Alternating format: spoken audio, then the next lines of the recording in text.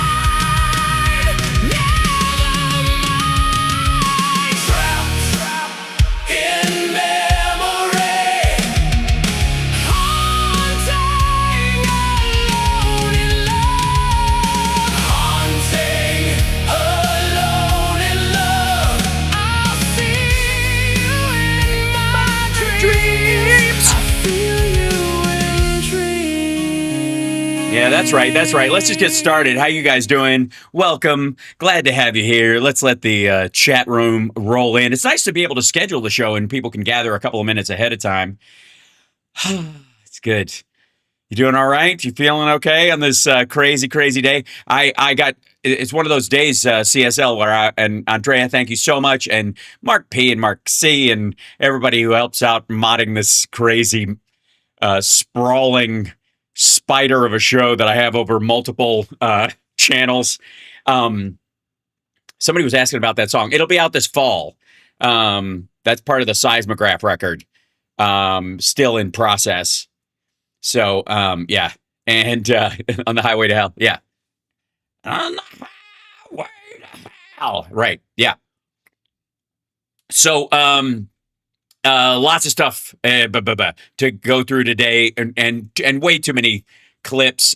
Breaking kind of news right now. I think the biggest one is that the National Defense Authorization Act just failed to make it through, along with the rules package and other stuff, because of a mutiny amongst the Republicans in the House, and a couple of folks not voting at all.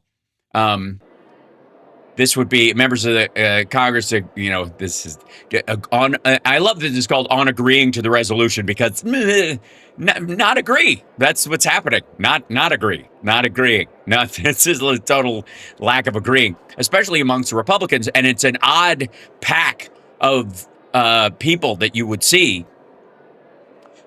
in, kind of joining over. I mean, there's some like Epstein overlap, but certainly Massey and Mace and a couple of others. But this is just kind of a nice piece of thing. This is what apparently, and I've never seen one before, but a massive mandate looks like, where the leader of the party has total control over everyone in it, and it's a massive movement, and probably the greatest movement in the history of politics. That's exactly what you would expect to see, is members of that movement, by a decent margin, shutting down the rules and the National Defense Authorization Act. Half of them, it seems, over the Senate not passing the Save America Act, because it will, we'll get to that too, because it will it will make some Republicans lose their seats. Quite frankly, I don't know why this is shocking to maggots anywhere, and maybe somebody in the chat can explain it to me. But do does your rank and file maggot not know that the flyover states specifically are called that because of the lack of cities and the lot and the huge amounts of land in between said cities, and a lot of mail-in voting happens in those areas, especially the sort of QAnon adjacent, Ruby Ridge remembering folks who don't want to set foot in a Fed building or around an official thing, or they don't want to be tracked or some shit like that. So they mail their stuff in. Is there a lot of drop off? Like drop boxes are huge in Democratic districts and big cities because I think a lot of Democrats have distrust in Trump's postmaster. So there's a tendency for us to drop our ballots off at the thing, not actually go in and do the voting in the thing, but vote by mail at home, get your ballot, and then drop it off yourself, right? Increasingly, though, and this was sort of a big spike during the pandemic, that was the methodology. I'll vote from home, but I'm still going to drop it off in a drop box, which is why they were against drop boxes as well. But now Democrats, by and large, are very comfortable either, again, filling out their ballot at home and dropping it off in person where they have somebody checking in a lot of states. They'll check and make sure it's you dropping it off or you and you're married to the person that you're dropping off for or whatever. And then, but a lot of us are just voting in person. In the primaries, I dropped off Summers and voted in person this time around. So, yeah. Let's see. Somebody says Democrats have mistrust in Trump. Period. Full stop. Yes, I agree. But what I'm saying is that a lot of our distrust with him doesn't materially affect our lives, and it does in terms of how much do you trust that if you voted and you dropped it off on election day, which is the law and has been reaffirmed by the SCOTUS, how much do you trust that he wouldn't have, especially in if he decided to run for a third term, which he's not going to do, but, or, even in the midterm to keep himself from getting impeached, wouldn't try to interfere with, slow roll the mail so that it goes outside that 5-day window or doesn't count at all or doesn't show up at all. That's, I think, whether it's a legit concern or it's paranoia, it doesn't matter. It's a real feeling amongst Democrats, and it's driving them to the polls more. And the irony is that the balance of people who vote by mail used to favor Republicans in a lot of ways pre-COVID because of the rural nature of the vote. And a lot of Republicans still live in states like that, Wyoming, Montana, Missouri, Kansas, places like that, or they're in districts like, the eastern side of California, or they're in Idaho or some shit like that. And they know, or Washington state, let's say, and they know if the only way they're going to be able to vote really and on their own schedule without having to drive an hour into town on a specific day is to vote by mail. And they just do it. And they always did. Look at Colorado. I mean, a sort of quintessential sort of, at least viewing themselves as like a cowboy libertarian state. And they're entirely vote by mail. And so you'll notice you won't hear Boebert saying we've got rigged elections because she got elected by and large by mail. Voters. Just kidding. Just saying, boy, I got to watch an hour and a half of the MK Ultra thing today at the congressional hearings. Boy, was that pathetic. And their questions were just fabulous. Yeah, like two guys who wrote conspiracy theory books and somebody from the NIH just there to go, I work at the NIH. We don't really do that kind of stuff. It's super funny. Anyways, let me show you something else though. And this is give you an idea of how many of these. Yeah, Jesus. Benny Johnson, always the original, has his kind of standard fare rubber stamp AI thumbnails that he does up here. And there's Trump with the burning citizenship and Clarence Thomas, whose gavel is on fire. Not quite sure. And Matt Walsh who's very mad, and I don't or whatever.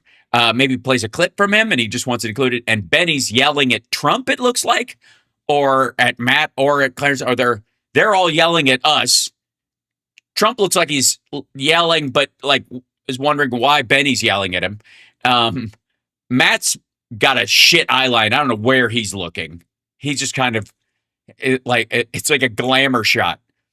And then he uses the same one for, where is it? This one? Yeah, there he goes. Same Trump, but now with Amy Coney Barrett and Obama laughing over his shoulder. Same. And then, in case you don't notice, it's Amy Coney Barrett burning an American flag. He has a red arrow pointing at it. My God, man. If there was any irony in these things, you'd be safe. But these are sincerely pathetic. And then, of course, there's another Amy Coney Barrett, and she's burning a thing that just says election integrity on it. Like there's an official document of election integrity. And they're mad at each other, and he's mad at her or at Trump. He's yelling past them. I think somebody's taking his parking space, I think is where that's happening there. And then, of course, he did have a big victory, and that was very happy, is that he can fire people that had agencies, and they've got fired stamped on their foreheads, and they're walking out with their stuff, and the whole you're fired thing, which was not his line. That was from Mark Burnett and the producers at The Apprentice. They came up with that. Trump was famously didn't choose who came and went on the show at all, almost had no say in it, if any. I honestly don't think he gave a shit. And then ultimately, even in the White House, he either promotes people up and out of something instead of firing them because he's such a wuss, or he has somebody else do it. Ugh. It's not even it. If it was his favorite line, he'd say it right. You ever seen, like we've seen him go, I tell him I lied, you're fired, get out of here, you're fired, you're fired, fired. Like, shut the fuck up and just say the line. It's a quote for a reason. It's kind of like in Die Hard, if one of our favorite lines that we're saying to all the people who are just kind of joining the current reality is this one. Hold on. Welcome to the party, pal. Right, that line. If John McClane go, welcome to the party, pal. It's about time you showed up and got here. This is the party, man. This is definitely a party. Like that. See what I mean? It kind of fuck it up. That's what Trump does whenever he does you're fired. He always just gilds the lily, as it were. We'll get into those because they're useless and stupid in a moment. But hit the like, share the show. It's Hal Sparks Mega Worldwide. But first, or I guess second, technically, maybe this is a question that I think is being asked all across the MAGA sphere. Maybe this is this next question is something that they've just been struggling with. And it might be that you've got the leader of the Republican Party is such a wuss, he can't even use his own you're fired thing against a woman. Like Tulsi Gabbard wasn't even fired. There was this kind of like soft rolling, let go, bag of sand, golden idol swap out like Raiders of the Lost Ark. And they just kind of just whimpered out, not like I'm putting my foot down. And even, what was it?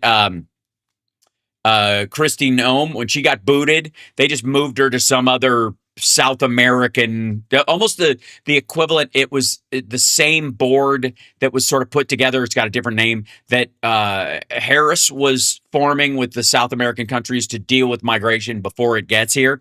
That was already put together. They just rebranded it and added her to the board so that she could slink away. Because the problem with saying you're fired is that with it, there's a connotation that you own hiring them in the first place, that you have to admit that you hired somebody who couldn't do the job or wouldn't do the job or was a piece of shit. And so that calls your judgment into question. So Trump hates saying you're fired because he'd have to admit defeat on these people that he had very well respected, everybody respected, right? That kind of shit. Okay. But and maybe that's what Roseanne is getting at in this new, very pink video. Whew. where she's saying, make men men again. Now, she's probably saying this with her son in the room. He runs her show, I think. And maybe she answers the question right out of the gate. Who knows? Hey, hi, everybody. Boy, do I have news for you. Yes. And the news is you have entered your Marlon Brando moo phase. It's going to be a fantastic bit of information coming your way today. Yes. Are you talking out of the back of your head? Why is the mic back there? Never mind. You know how I'm always complaining about the men of today being too soft, too scared of everything, acting like the girls did back in my day, and the girls are acting like the men. I don't know. Everything's all messed up. Oh, you mean like when women sing the national anthem, grab their crotch and spit like the men, and how? I don't know how that got started. And so I'm happy to have these two guests, and they're here to talk about, how to make men men again, which we really need. Oh, thank God. I was wondering because having this long Jesus hair and working out and being healthy like I do, I was concerned I was becoming too. I was about to say metrosexual, but I'm wearing a Metro shirt, so it's kind of a little on the nose. I want you to listen up to everything they're saying, son. Yeah, I'm sure these guys will be putting me to shame with their machismo. Because you have some of these problems. What with, obviously having stress and other things like you have because you're fat. So anyways. Oh, she just called her son fat and that she's just shaming him. So one of the things I think that, leads to, I guess, cucked men is abusive, dismissive, unloving mothers. But we'll get to that later. It's so funny, Mom, when you just emasculate me in front of everyone regularly. It's just, I enjoy it. Yeah, this is probably going to benefit me more than you because, you don't. Yeah, because she's manly enough. Don't need testosterone. You have enough with your chin hair. I have way too much testosterone. My facial hair is out of control, as you know. Yeah, my mom shaves with a Mach 3. Okay. Sorry. All right. Anyway, I'm in need of it. That is true. Japanese girl razors. But well, anyway. I'm excited you guys are here because, it is something we talk about all the time, and it was a cool product, and we thought, what the heck? Let's just highlight. Oh, my God. It's an ad. This whole video is an ad.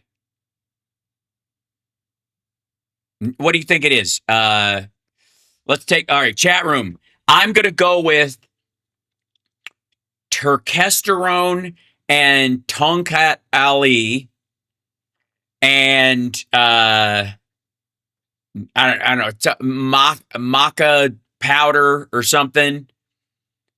Whatever it is, your standard mix is from GNC. And mixed with dick pills. It's either that or like truck stop dick pills. Pecker pills. I like Pecker pills better. The Pecker pills one. So it's either going to be like a standard formulation of that shit or Pecker pills. Let's skip doing an ad and get people to know the people behind it and the product itself, because it is super important. We always say if men were men again, they'd not live in a room furnished with leftover shit from their mother's childhood. Sorry, you have to see this. Their mother's childhood and a crucifix, wine bar in a violin case, and a room air conditioner and a sewing machine. You call yourself a man and you sleep in a room with a sewing machine? Why? So it could sew your vagina shut?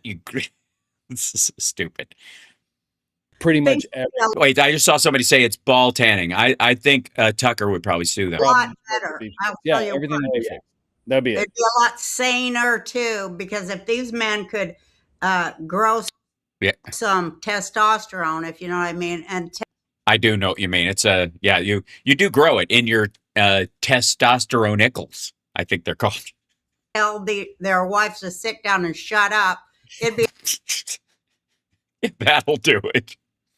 A hell of a better world. That's my opinion. And I say that with love. Sit down and shut up, Roseanne. Why are we listening to you? Why isn't her son telling you to mind your fucking business, lady? I'm just saying there's a little bit of hypocrisy in this video. My 3 daughters and my daughters Half son. in law and all that, but my God, they've got to shut up.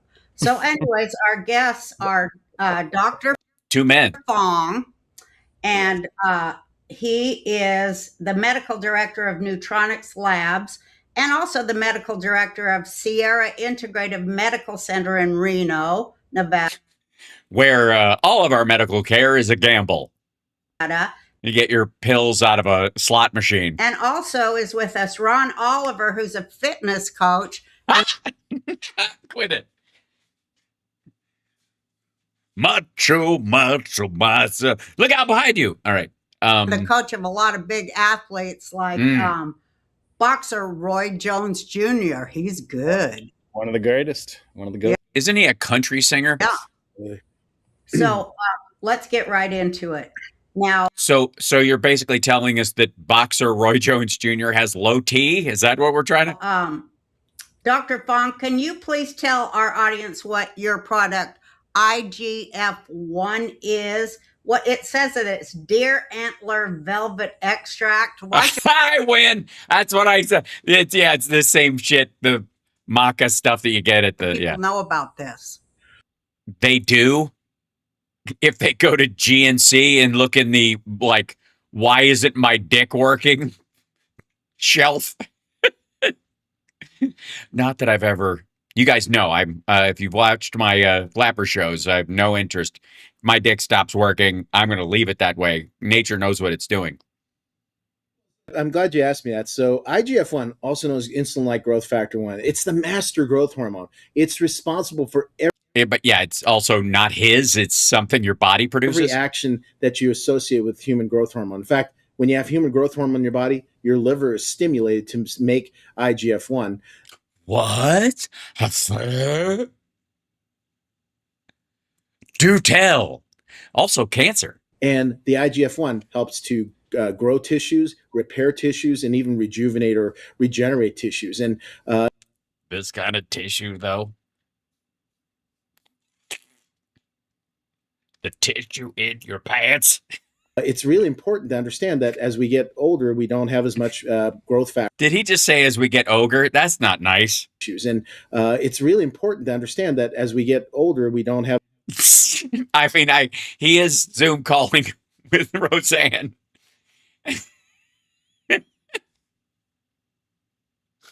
As we get ogre. It just slipped out.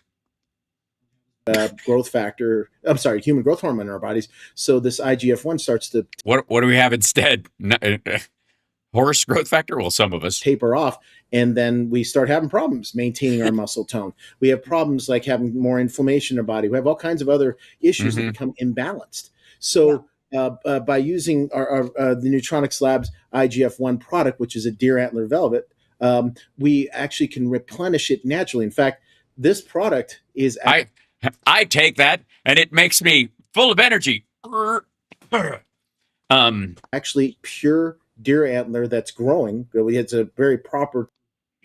I hope you don't have it in suppository form. That's my concern. Time that you have to harvest, because you probably know deer lose their antlers and they grow a whole new rack in... ladies, do not take this. About 110 days. And if you have harvested right at the mid mark, about 55 days or whatever, you've got all this growth matrix inside that rapidly growing but properly growing deer antler. It's all straight from God. And you could give a guy a nice rack. God, right? It's a good plan. Is this like a walrus dick? Jennifer, it is nothing like a walrus dick. And it's making it happen exactly the way it's supposed to. This perfect symbiosis. You know, my favorite thing is the label that he clearly stuck on this bottle himself. Of all these growth factors. You know what this reminds me of is the scene in A Million Ways to Die in the West, where they're looking at the stomach bitters, and it's like It's got like cocaine, whiskey, flannel. Wait, this has bits of shirt in it. Supportive. Yeah, those things. Okay, all right. Dear Antler Velvet's been around for a long time. We don't need to watch the rest of that, but I think we've discovered why the Roseanne's the men around Roseanne are ahem such pussies, as she likes to put it. Now, I don't want you to take this as a 1-to-1. All right, I don't want you to think. Obviously, she saw a Dinesh D'Souza video or a picture of him and reacted so much that she had to go out and find a deer antler salesman and get him on the show because macho man. I mean, all right. Why does God permit earthquakes besides the fact that the earth needs virgins?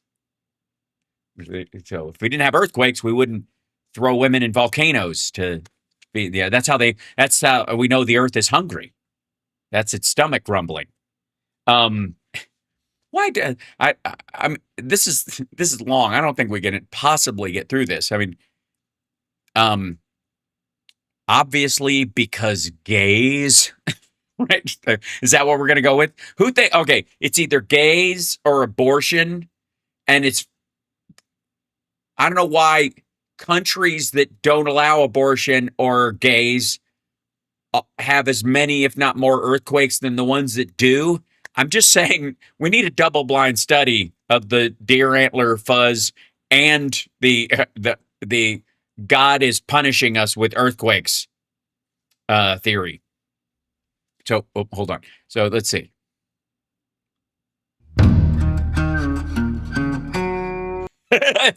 Sorry, the country music that he ripped off from Glenn Beck over top of his. I mean, it looks like it's a line of luggage. Who the fuck thinks Dinesh D'Souza, when he walks in a room, thinks that's playing in his head? Do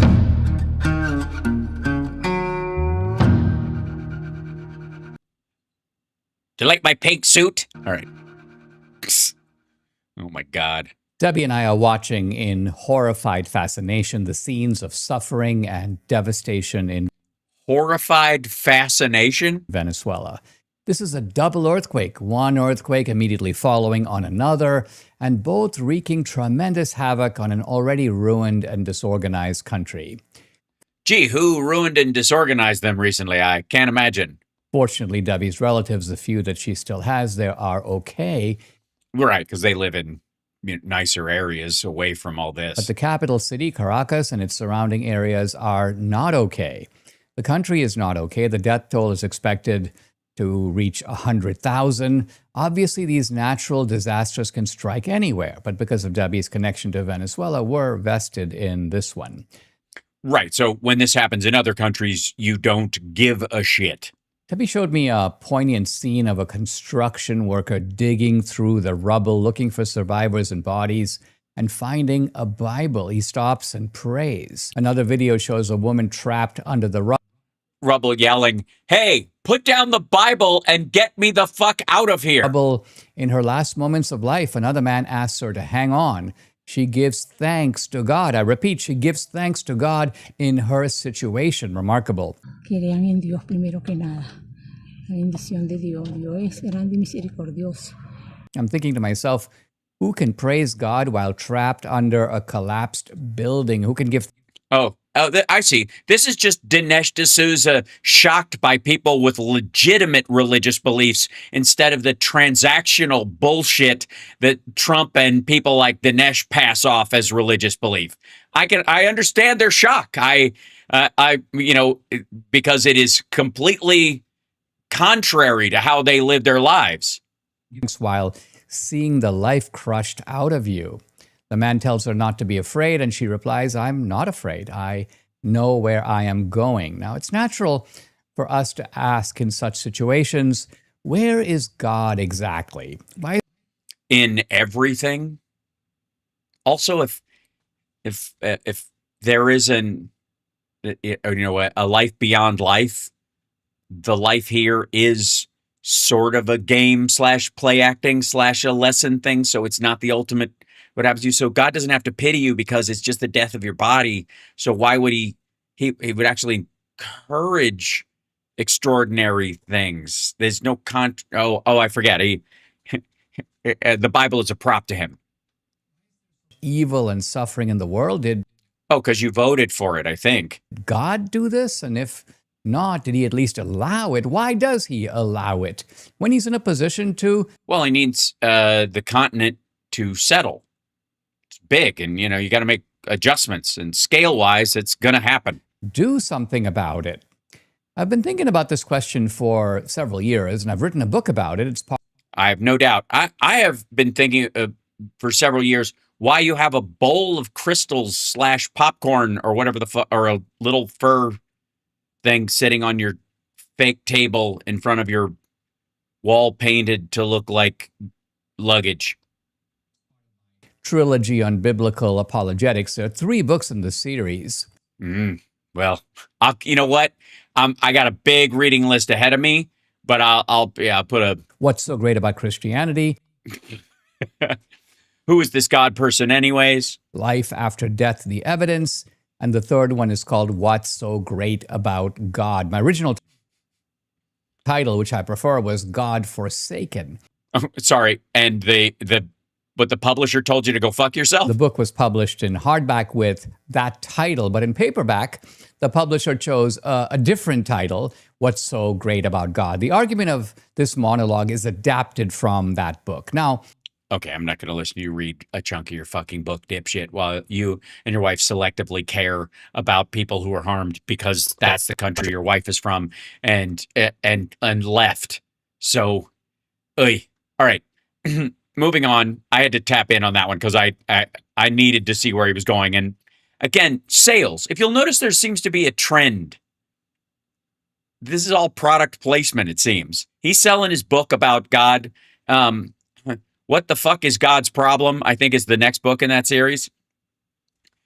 Meanwhile, somebody's been looking at Benny Johnson's thumbnails over at Tim Drool's shop. And what is this? Ay, ay, ay. Oh, my uncle, no, what is happening for to have? Elections are dead. Happy Coney Barrett and pile of ballots from God knows who. These disgusting Americans sort of and yay yay. Why the votings is happenings? Oh, what? What is that? What is he doing? And how many did he pose for? That didn't happen naturally. We're not gonna see in this video a moment where he goes, "Wah!" and they just went, "Oh, snatch that up." He did. How about?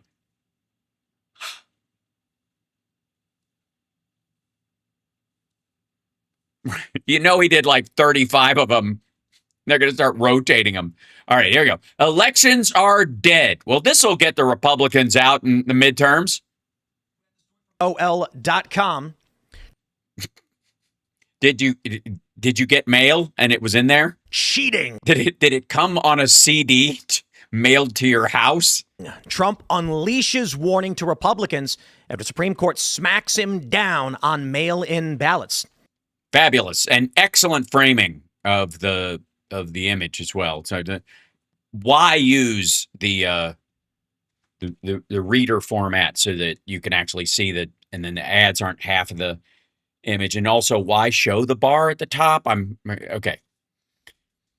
Trump lashed out on social media. Gee, when does that happen? Not long after the stunning ruling rebuked one of his core battle cries, writing the high court's decision was yet another reason for Congress to ram through the voting restriction bill he has been obsessing over for months now. In light of the tremendous loss in the Supreme Court today concerning voters' rights and the fact that people's votes are allowed to be counted long after an election is over, it is more important than ever. Well, no, they're not. They're counted from the election. They don't get to send it in after the election's over. They have to mail their ballots by election day, but they can still count. If there's a significant amount of them, that means there's a big demand for mail-in voting. To pass the Save America Act. Now, there's a lot to break down. Oh my gosh, Peter. Thank you so much for the gifted subs. There are a few things that Coney Barrett rules. Oh my God. Now, the ruling is actually quite narrow. Basically, there was a federal court said. I think I have something for 1 second for when somebody does that. Does it work now? Let me see if it's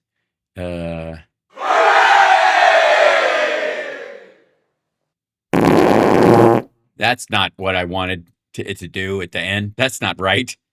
Why would I hope you, Peter, I want you to know I appreciate it. That was close. That was all right. So back to the show. Now you can count ballots after Election Day. The court. You can always count ballots after Election Day as long as they're mailed before midnight. Court of Appeals then said, no, actually, you can't do that because federal law says Election Day is a set time. The Supreme Court says we reverse that lower court ruling for. They didn't reverse it. They didn't. They said it was unconstitutional. Further, adjudication. However, in the opinion, she says Congress has never set a deadline by which anyone has to receive ballots for it to be an election, which means we've got a great sponsor. It's the Rumble. Oh, my God. Rumble wallet by crypto. Holy shit. So Rumble is chasing TMTG down the crypto hole. Fuck this. If you have to jump that hard into an ad, eat shit out. God damn, there are just all sales right now. Is it hard to be a pimp in Republican town right now? Jesus. Oh, and by the way, one of the reasons the Roseanne thing came up was because apparently when an election is coming up and Republicans feel like they're gonna lose, one of the ways that they can motivate their male voters is to question their manhood. If you vote for Democrats, you are a pussy. That's the general theme. And even though Roseanne's thing was an ad, it's still in keeping with a lot of the stuff that we see like this, where Laura Trump, who, no shame, has bigger muscles than her husband. Although in all fairness, he has bigger boobs than her. Which again, I'm not here to yuck anybody's yum. It's a taste thing, style-wise, physique-wise. We don't all like the same thing. It's just a material fact. And this is No More Men in a picture of two men and a woman. This is on The Right View with Laura Trump, who apparently, and this would be the view from a right perspective by herself. Again, trad wives traditionally on the Republican side should sit down and listen to their men and shut the fuck up and shouldn't be involved in politics, certainly shouldn't be, ministers or priests, don't deserve to be in positions of power. They're too emotional, blah, blah, blah. But please tell us how there will be no more men on the Democratic side because somehow we're cool with women being able to have input in a representative democracy. It's nuts, I know. And they also have a problem on the Democrat side as well, Eric, because recent Democrat Party approval rating among men is in the toilet. 16% approval rating with men of the Democrat Party, 78% disapproval rating. This is a Quinnipiac poll. This isn't just some obscure poll out there. This is serious stuff. And do they approve of the Republican Party? I mean, again, does that mean they're not going to vote Democrat in that situation? No. This is from mid-May. So this is very recent polling. That's a huge problem for the Democrats. We know that in 2024 we saw a huge shift, especially with younger men, to the right. I feel yes, and they're bailing right now. Go watch Nick Fuentes tell you which way they're all going to vote. There's kind of been this war on men that has just kind of been under the surface. She seems to be taking it personally. These shoving these female candidates down people's throats. Sorry, I got distracted by that sentence. saying that you have to, quote, believe all women. Okay, that's fine. Let's let the facts bear out and let's not just jump to some rush judgment like that. But it's Yeah, that's what that means. Like, believe all women means when they're allow them to make their case before you shut them down. Don't automatically dismiss a woman's accusations as has been, traditionally, especially in areas of power, what has happened. The message of Me Too and Time's Up being that women being immediately dismissed is out the window. That doesn't mean you don't have due process. It means if they're willing to tell you, be open to that. if you were a heterosexual white male out there, you kind I am. Yeah, I'm a heterosexual white male. Yeah. And what do I feel like? Tell me what I feel like, lady. of had people against you, and the Democrats Well, if I said they had a beautiful body, would they hold it against me? perpetuated a lot of that. So I actually don't find those numbers surprising. But I'm wondering if that is the trend, if there are men who are trending even now more so away from this party. How does that bear into things for the Democrats? Because I don't know if you can win elections with numbers like that. Well, I'm sorry to tell you, Laura, you probably have the wrong guest on for this segment because I'm one of the 16%. You may not want to be told. You may not want to be told what it's a time for a woman to do. I felt so seen during that Kamala Harris. I'm man enough to support a woman for president, right? Like, when I see a guy holding a wrench, then that tells me, instant masculine authority. And I was like, okay, I guess I'll just, he's got a flannel shirt on. He must be a real man. Oh, my God. No, it's so ridiculous. I'm sure they're referencing ads or something during the campaign that still stick in their craw. But I do think, this is not news. But the fact that they aired that ad tells you that they knew they had a real problem with men. And the reason why they have a problem with men is the people, those are just like theater actors in that commercial. It's like an AI simulation of what Democrats think men look like and act like and talk like. And so they don't understand, authentically, kind of, to use their term. Sorry, so guys who use tools and wear flannel, like blue collar workers, aren't real men? Is that the message of Laura Trump's show? Male-coded things. It's one of the reasons why Gavin Newsom, this is my favorite thing nobody talks about. So Gavin Newsom, after the 2024 election, he starts his new podcast, right? The first 10 guests were all white men. And he didn't even have an African-American female guest on for a while. I mean, in fact, it may have been Jasmine Crockett. So they sort of just decided, okay, I guess we have to be back in the men business, but there's so few of them, they're any good at it. Sorry. So the complaint is that the Democrats are pandering to men, which I guess is your guys' territory. And she didn't mention what men feel about the Republican Party. I don't know if we can find that. Okay. Let's see if we can find it. I'm sure it's slightly higher, right? Men Democratic Party. 16%. Is that what they said? 60% of male voters approve of the way the Democratic Party is handling its job. 78% disapprove. 6% said negative net rating of 62 amongst male voters. Poll results. And this was, okay, men, 6% of voters say men. Okay, hold on. The question, I guess, is, how do they feel about Republican Party?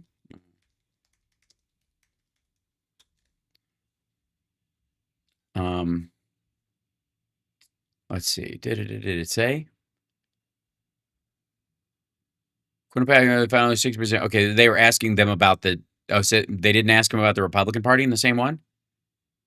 Same poll showed 20% of the public in general approved of the Democrats' account. 72% disapproved. Despite the low job marks, 50% of voters still stated they would prefer to see the Democratic Party win control of the House of Representatives.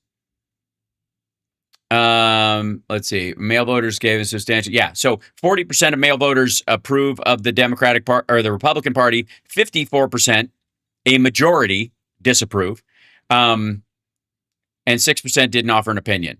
While still underwater with a negative net rating of 14, Republicans 40% approval among men significantly outperform the Democrats 16% approval within the same demographic across all registered voters surveyed, combining men and women. The poll showed that 24% of the public approved of Republicans in Congress, while 68% disapproved. So you're 20 to 24 in this particular poll. So the 4% is within the margin of error. And yet 50% of them want the Democrats to take over in the midterms. So it's one of the reasons why the approval rating is down. And by the way, like, what policies do Democrats have that a man would authentically, organically want to support? Right. Again, right. The embrace of the trans rights things, I think, and being told that you're a.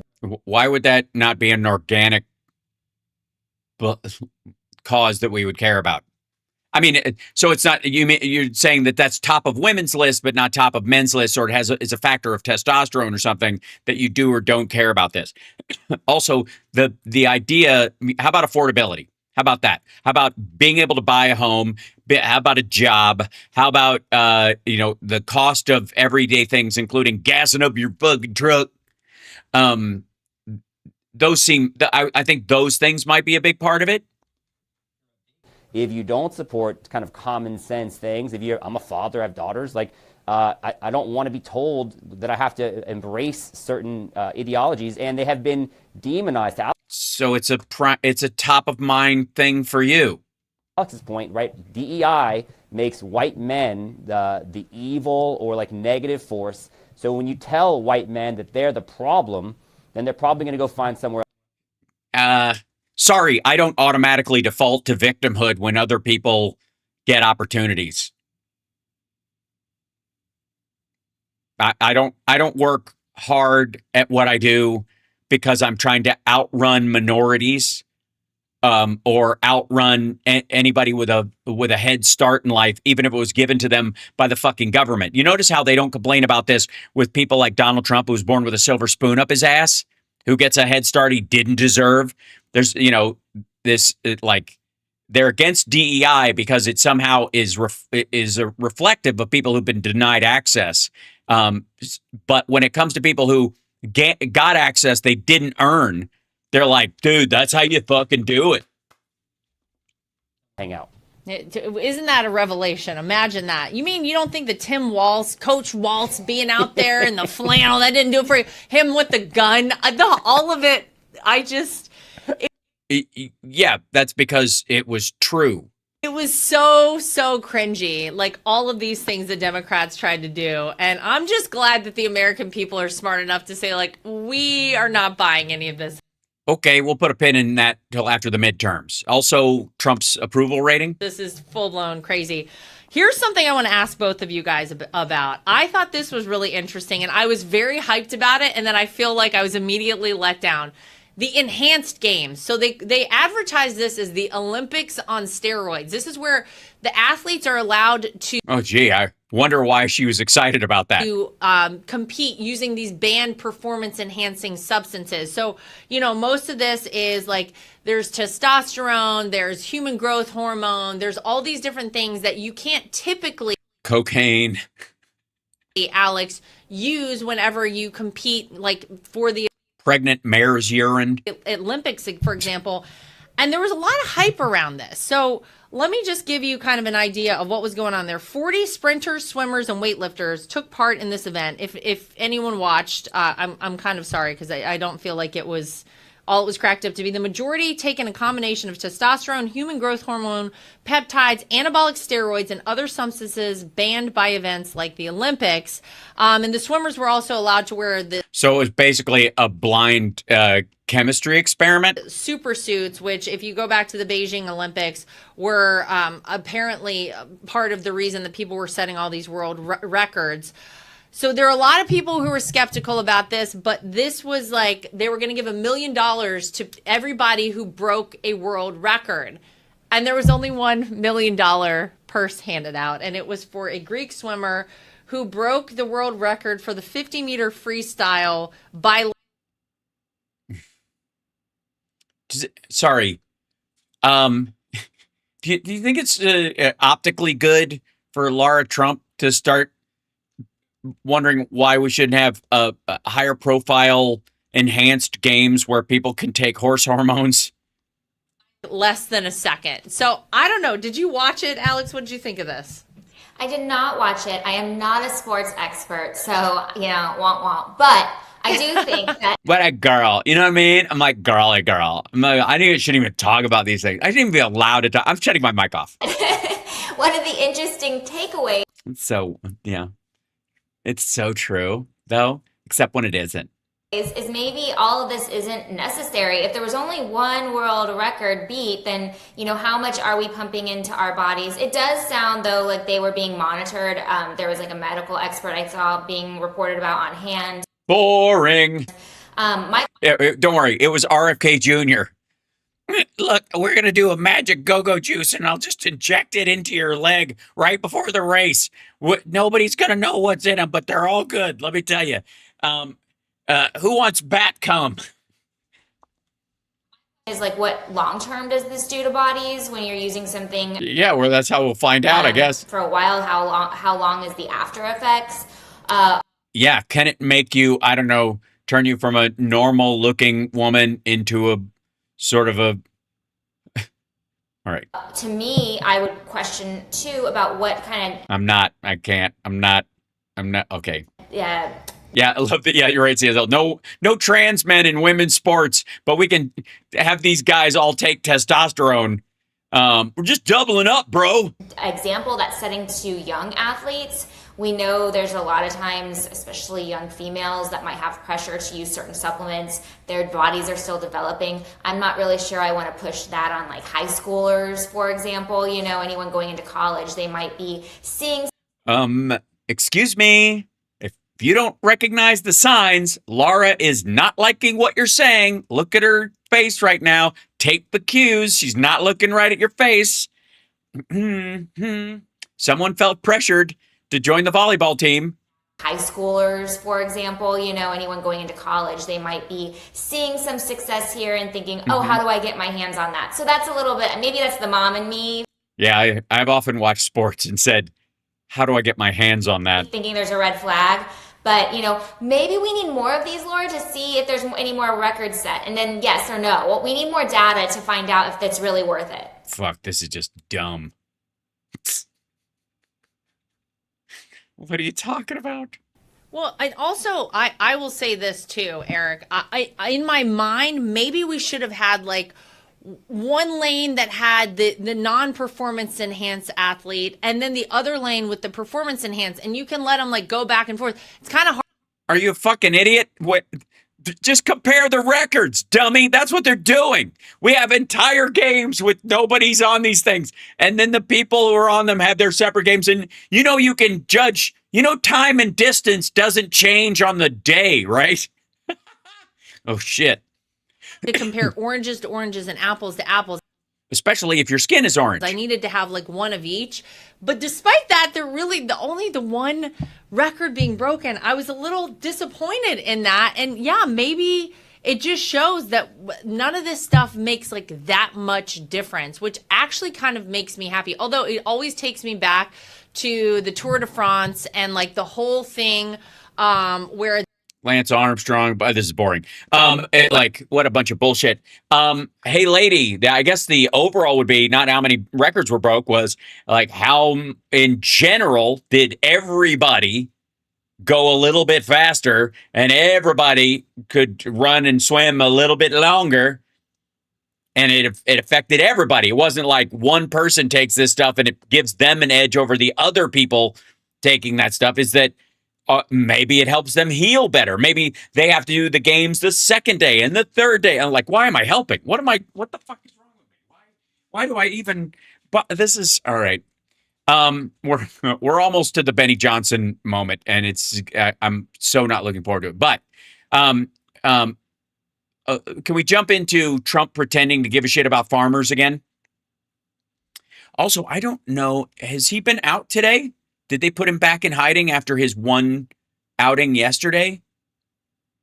We may have to look that up, CSL. See if he's been out doing anything other than them walking him around, getting him to exercise by having him walk around and look at the sights.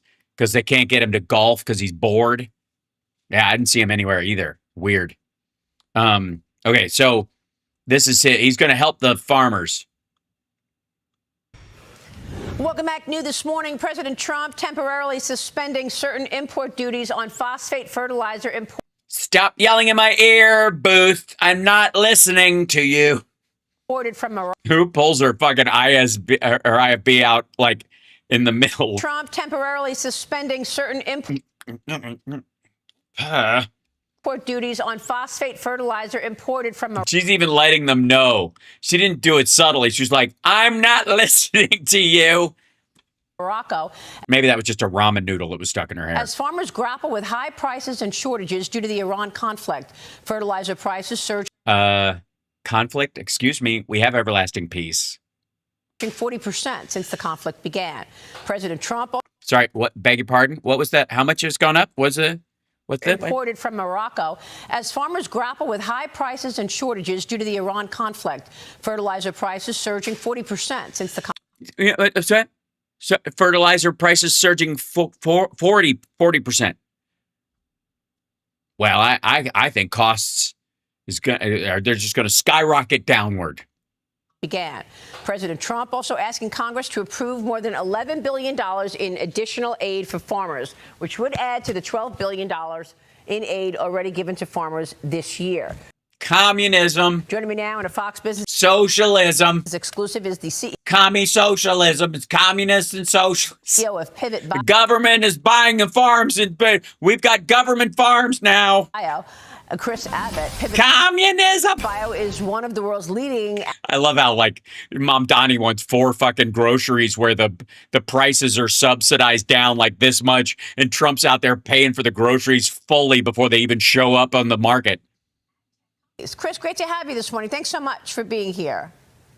Good morning, Maria. Thanks for having me. Assess the company and the backdrop today after the rise in those prices. The what in those prices? 40%, you say? Yeah, it's certainly been a wild 3-month period. As you've just described, fertilizer prices spiked right essentially the Monday after the invasion in Iran. Weird. It's almost like you could have seen that coming, and if you were going to do this, you might have stored up a bunch and let the farmers, use the tariff stuff to cover for the fact that you might have to go in there and front load it. Describe phosphate, nitrogen, sulfur, many of the components that go into fertilizer have spiked. Our business, very insulated as a technology company here in the U.S., we've actually been able to take price down to look out for those American farmers, reducing their cost of nitrogen. With a new solution made in the United States, more cheaply and higher performing. But we've got to throw everything at this. This is just a challenge for farmers, not just in 26, but the volatility is likely to persist. We're seeing a little bit already, even in the most recent days. I'm starting to Gee, it's almost like Trump only gives a shit about oil getting out. see some prices firm up here in the U.S. as we Fertilizer costs up 40% since Iran conflict began. Huh.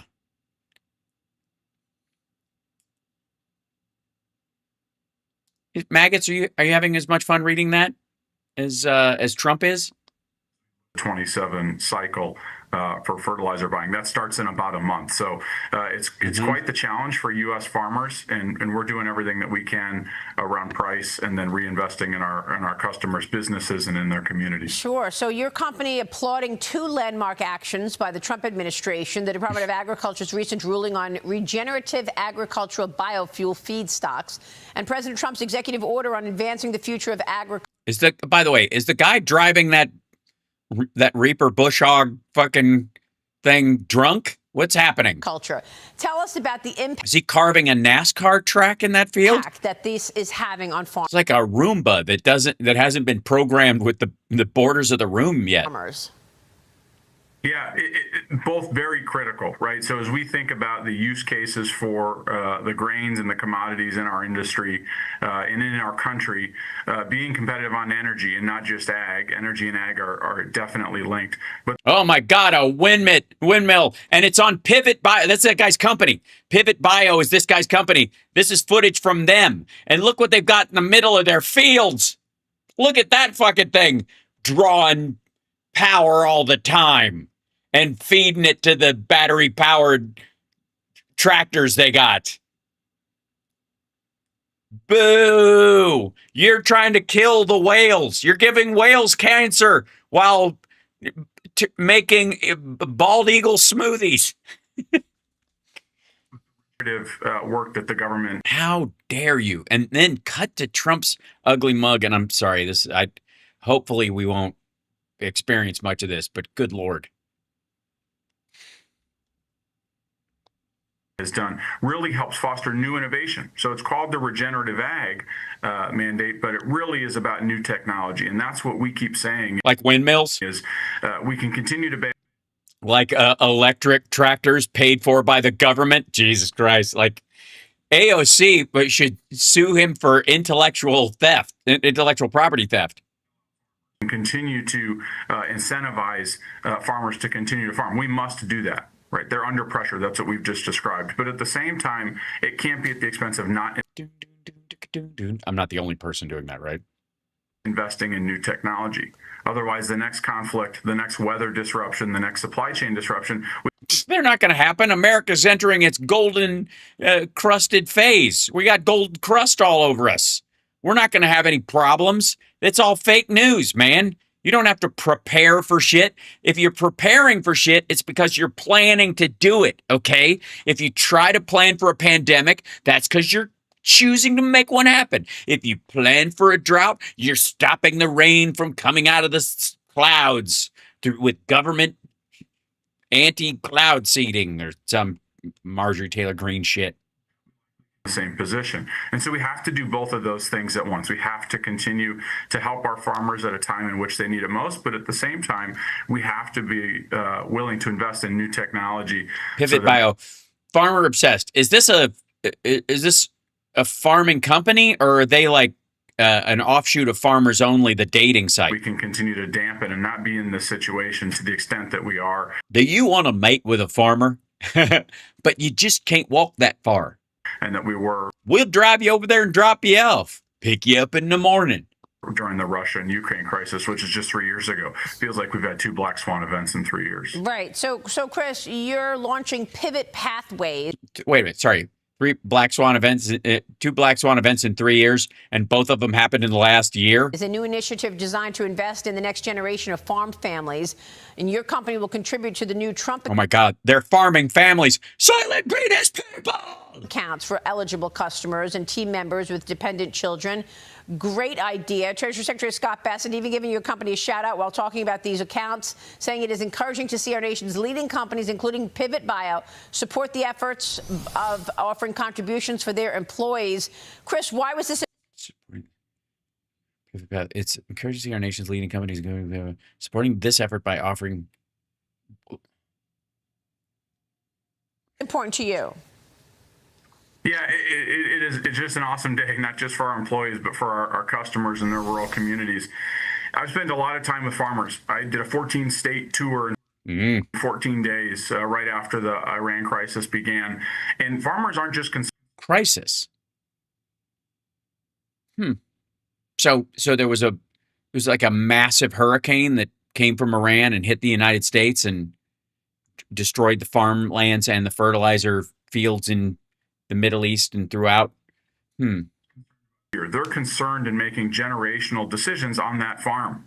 What happens on that farm? What happens to their rural community? What happens to their children? Are they coming back to the farm? And one thing was consistent, which I heard, is maybe there isn't room. And is Bob Evans down on the farm? I've heard conflicting accounts. Economically speaking, there isn't room on my farm, or maybe I should have my son or my daughter take less risk and go work in a city rather than coming back to rural America. And it pains them to say that. And yeah, if they feel like a side character in a Reese Witherspoon rom-com. One thing was clear was they just weren't sure that they had that economic safety. Now I got to go watch Secret of My Success. New York City. He wants to see what's there. I can tell him what's there. I don't see how you can, because you never been. The secret of my success is I'm living 25 hours a day. the volatility. And so we said, look, we can do this. We were already thinking about doing it for our employees. And so we'll invest somewhere, depending on the customer, $1,000 to $5,000 a year. We're doing $1,000 a year for our employees' children. Well, that's using compound interest to really create an advantage for not just our employees, but our customers. Because if we do that from when they're born to... How many corpses do you have wrapped in these white containers right behind us? I'd rather not say. Their 18th birthday and stop, they have over $40,000 at 18. If they do nothing with it, if they do nothing with it, they can wait a little longer. They can move to the big city with a nest egg and actually afford a place in the city. Use it for education and let it ride to retirement. And it's not funded. It's over $4 million. Yeah.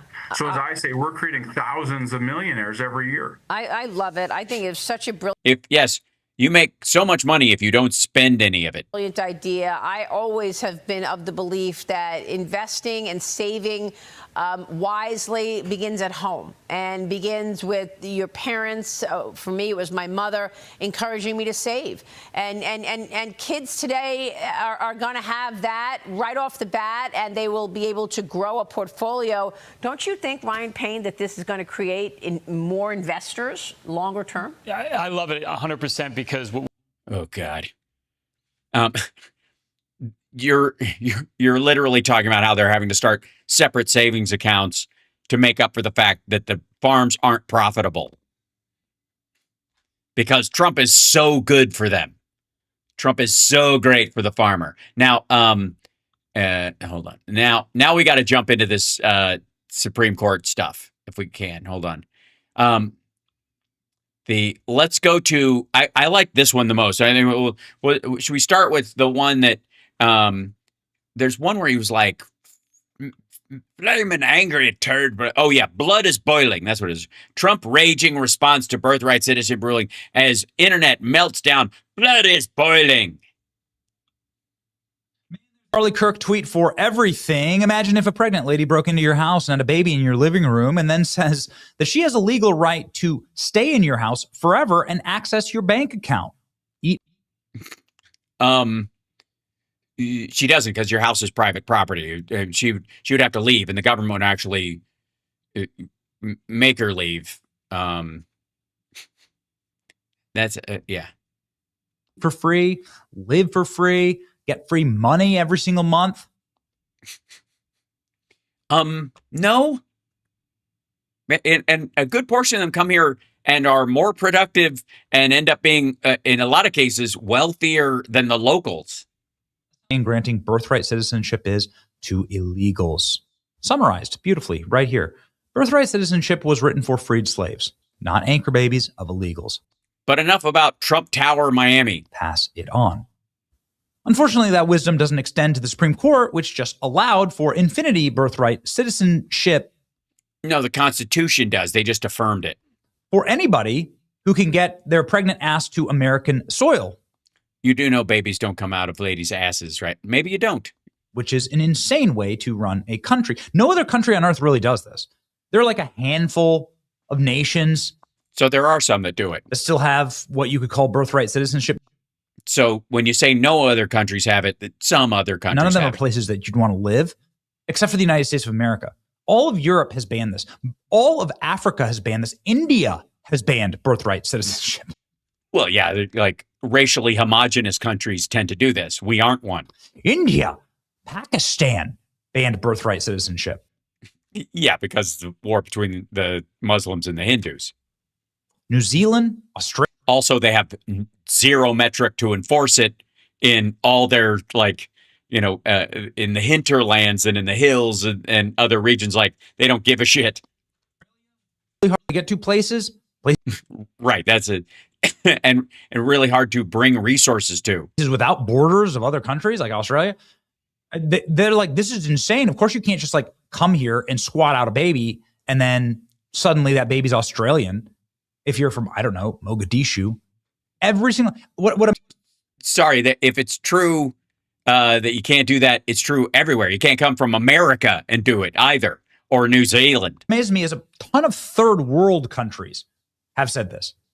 No, they haven't. They just don't have any control over their borders at all. They don't do anything. And they certainly have no matrix to help them. And if they do squat out a baby over the border someplace, it gets sold. Because they're smarter than us. Look at what we allow. During border coverage, we saw a lot of women. This is Bill Malusian, who does excellent border coverage. Fabulous. For Fox News. Women who were very obviously late-term pregnant. They were crossing the river illegally, knowing that giving birth on U.S. soil would immediately give their child U.S. citizenship. Right, but not them, interestingly enough. There's never been an instance. There have been instances where women give birth at Border Patrol stations after immediately getting apprehended. Well, it can be a shocking thing. How could this possibly go wrong? Chinese Americans accused of terrorism were anchor babies from illegal parents. They shot. How'd Timothy McVeigh get here? Shot up a military base not too far from where I live in Tampa, Florida. Well, it's Florida, though. 13 CBS News. Sorry, you want to go through the locals versus immigrants on the Florida man scale? Reports that Chinese parents traveling to the U.S. have anchor babies. They travel from China to Los Angeles so the baby could be born as an American and they can claim U.S. citizenship. They're among thousands of Chinese who have done this. They pay. Yeah, especially if they want a girl. $27,000 to a Chinese.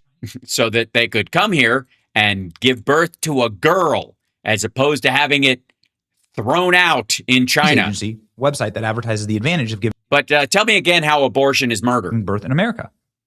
Such stupid shit. Like, oh my God, look at that monster. Healthcare forever. Free. Yes, you should probably scroll back up because that baby is adorable. Welfare forever. No, not forever. There's still a standard. And the assumption that that's what they're coming here to do is just live on the tit.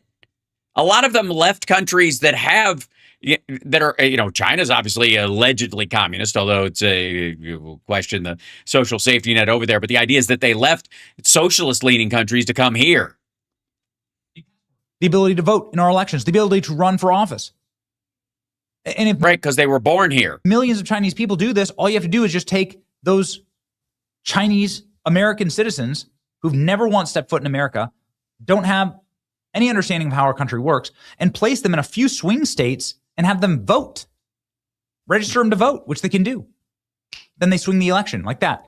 Well, the baby does have to grow up, I think, and become an adult citizen. And I guess keep from doing terrorism until then, I suppose. They're probably born to do it, like Trump says. Chinese woman, 41, admits to running a birth tourism scheme out of California that helped hundreds of pregnant foreigners get 500 pregnant foreigners give birth in the U.S. 500. We're a country of 340 million people. The United States. So this is something that does happen. It happens.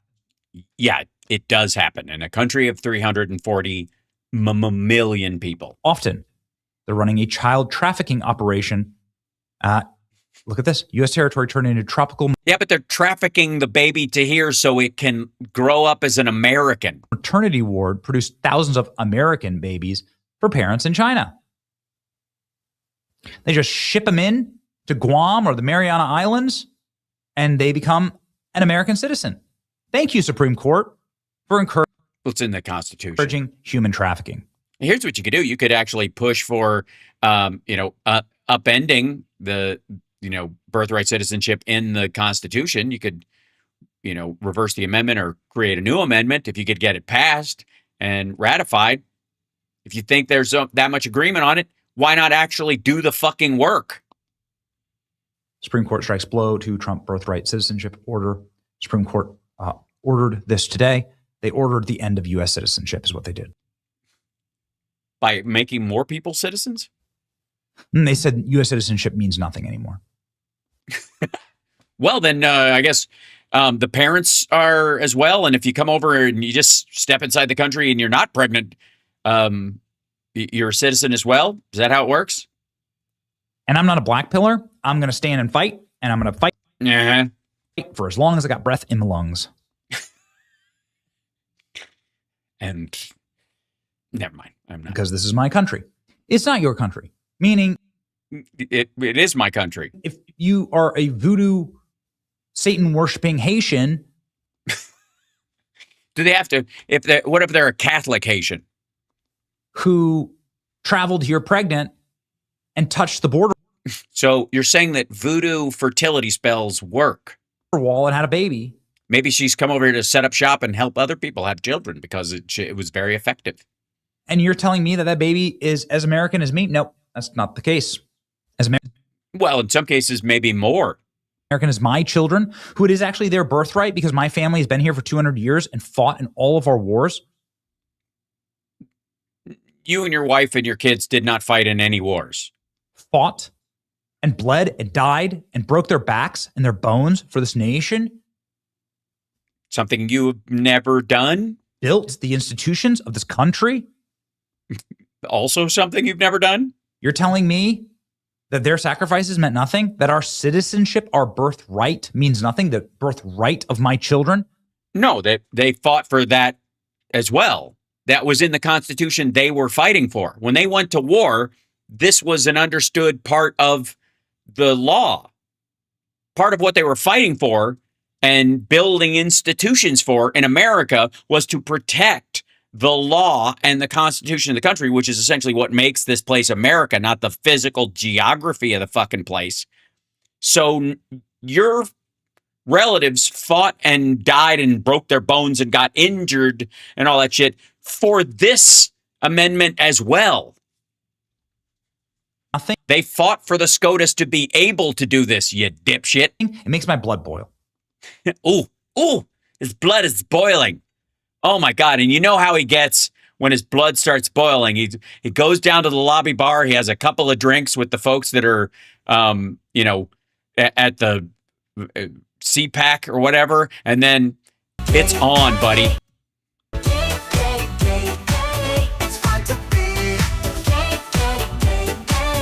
Why is that choppy? Why are you so choppy? All right. I think it's just mad because he doesn't deserve the song right now. Trump responding to the SCOTUS decision. I have to accept it. It's the Supreme Court. I think this is very bad for our nation. I don't know. He didn't read we're the only nation that does it because we aren't. It's up to them. But in terms of for the good of the country, it'd be great if they didn't allow it. It would be great. But I can't tell you. Look at his fucking lazy eye when he gets exhausted, or plus stroke damage. We looked at this. We watched him. Look at his eye drift, his left eye drift. It would be great, but I can't tell you. The slaughter case was the big case today. That was really a big. How does Benny feel, honestly, watching this? Like watching his hero decay right before his very eyes. Case because it gave strength to presidents and strength to the presidency. A very important case. It's been going on for almost 100 years. Think of that. And we just have to accept it's the Supreme Court. So I'll accept. I think it's very bad for our nation. We're the only nation that does it. President Trump then teasing President Xi. I would like to congratulate President Xi, the great country of China, on their massive birthright citizenship win. Thank you, President Trump. The Supreme Court upheld birthright citizenship, which is bad for our nation. We could easily make it up in Congress through legislation, the support of the president, and now determining the process. Dude, it's bad enough what Trump actually writes, but watching Benny Johnson try to fucking read, like he has won the Bangholio Award, who again is looking for TP for his bunghole. And I guess. All right. It's bad enough that we have to read the gibberish that Trump writes himself without Benny's fucking, I don't know, his reading comprehension. Well, let's see if I can start at the top of this. Is that of a fourth grader with a head injury? The Supreme Court upheld birthright citizenship, which is bad for our nation. Which is too bad for our country. We could easily make it up in Congress through legislation, the support of the president, and now determining the process. The support of the president and now determining the process, which he got with the support of the president that has now been determined during this process. Long and unwieldy constitutional amendment Congress should start today. Is necessary. On ending expensive and unfair birthright citizenship for our country. Unfair to our country birthright will have my total support. Well, not exactly correct. The way that legal experts tell me on our show, that this has been decided. It's been decided on the constitutional question, not on statutory grounds. So now you right. That, to my point, that your relatives fought for the Constitution and that was in it when they did. Asshole. You can't just like make a law and that trumps the Constitution. That doesn't work that way. You can make it right. You have to do a constitutional amendment. Any law you want, but if they said this in the Constitution, then it's in the Constitution. So you have to, because it is in the Constitution. Hence the ruling from the Supreme Court. A constitutional amendment. Fuck, man, this guy's so stupid. Or you have to bring it before the Supreme Court again, right? And what's the point? Okay. And if you can't count on Amy Coney Barrett to be racist, what hope do we have? Get rid of stare decisis, have a new court, appoint new justices, and this is what you're going to have to do. It's going to be a generational battle now. Supreme Court uphold birthright citizenship, saying that those who are engaging in birth tourism are citizens at birth. We're going to need to look at the fucking X tabs in his. I guess that's just the show. Constitutional amendment, says Mike Lee. Not good. Because you're never going to get it. Birth tourism is now a constitutional right for 8 billion people on Earth. Dark day. 14th Amendment was never intended to allow any non-citizen to confer citizenship on her child and thereby skip the line, delivering their baby here. The court majority, especially the squish conservatives, are too afraid of being called racist to act accordingly. That's exactly. All right. And he's just going to be reading other conservative shit. He's just mining this. But meanwhile, let me show, this is his blood is boiling. And then this is him, I guess the same thing, the mail-in ballots. 2020, absolutely everything is on the line. COVID, multiple Marxist revolutions ravaging the street. A president. Sorry, Marxist revolutions were ravaging the street? I thought it was just kind of the George Floyd stuff mixed with a pandemic. Election unlike anything we've ever seen. And then President Trump here. Oh, right. They think BLM was a Marxist revolution. Right. That Ruth Bader Ginsburg has died and he'll get another Supreme Court justice. Whoa. He's not playing the audio. That's hilarious.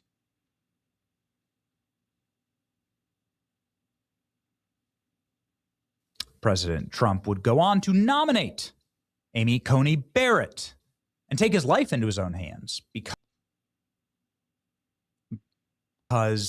President Trump was making a power play for the Supreme Court. He already had 2 Supreme Court nominees, and now he could flip the court to the conservative majority permanently with the correct pick. And Amy Coney Barrett was sold to us as the correct pick. By him. Also, took his life into his own hands? What the fuck does that mean? She's Christian. She's from Notre Dame. She's somebody who has a rigid constitutional background, a law professor, super high IQ. Nobody's doubting that she's really intelligent. And yeah, that was the problem, though. I think she's actually read the shit and she knows what she can and can't do. That she lives a moral Catholic life. And then she got to the Supreme Court. And hangs out with the other ladies. For activists and commentators and Republican elected officials put their lives on the line for her. What the fuck are you talking about, you drama queen? What the hell? You're... Jesus Christ. I thought we were supposed to be the victim class or whatever on the Democratic side. Enough with the fucking lives on your line. All you did was sell what Trump told you to fucking sell. It's the same thing you do every goddamn day. Lives on the line. What the shit? What'd you do? Did you and Steve Bannon, a bunch of people had to like park outside your house and create a human shield for her? What the fuck are you talking about? And rammed her through? In spite of Democrats kicking, screaming, and murdering their way through Washington, D.C. I mean, they had roving, I was living in D.C. at the time, they had roving bands of militia members from Antifa to BLM that were attacking any conservative they could see on site. And it's because... and sorry, and because you were wearing a Amy Coney Barrett t-shirt, you got your ass handed to you? Of Amy Coney Barrett. And because of this nomination, I mean, this broke them. It pushed them over the edge. What? And as soon as she gets to the Supreme Court, Amy Coney Barrett changes. No, she was basically a heat-seeking missile for abortion rights. And once she did that, she just went back to being a constitutional conservative. The stalwart Catholic conservative upholding of Christian and constitutional values. Turns out to be a lie, because there she is standing near the black lady and the Hispanic lady, and she would never do that. Morphed almost immediately into one of these little short goblins, which make up the only 3 left-wing Supreme Court justices, and all of them are doing extremely poorly right now. I mean, goodness gracious. And they're in like complete and total collapse, and they have no chance to win any decision if the conservatives could just stay together. Conservatives could actually lose a vote. You can lose John Roberts. He's squishy. Everybody knows that, George W. Bush. But you can't lose the Trump nominees. Well, you're going to if you keep trying to push through shit that is unconstitutional, blatantly illegal, or will undermine their power in the long term. Their legacy is more important to them than Trump's, you dipshit. It's anecdotal, but here's this footage of President Trump after the State of the Union, and he's talking to Amy Coney Barrett, and you can see she hates him. Well, in her defense, he smells. He smells really bad. I don't know that this is a moral look she's giving. See, he's literally shitting his pants as he walks by. I think we have audio from it, that when he shook her hand, it was straight up. Yeah. That was that literally, that's why she's giving him the look. He crop dusted her, yeah. Despises him. It's just obvious when you study body language. She loathes him. She doesn't even acknowledge his existence there, and then she glares at him. Purses her lips. I think like fucking Kavanaugh's barely looking at him too. And can barely stand being in the presence of the man who sacrificed his life to what the fuck? Put her into a lifetime appointment. What is that? What is this sacrifice his life shit? That's amazing to me. I don't even know where he's anchoring this horse shit. Like, usually we can tell where like it was because of her that she got she ruled that the Secret Service couldn't raise their budget depending on a threat for a candidate, and therefore he got shot in Butler, right? It's not even, that sounds like that. That sounds like, I don't know what the fuck she's talking about.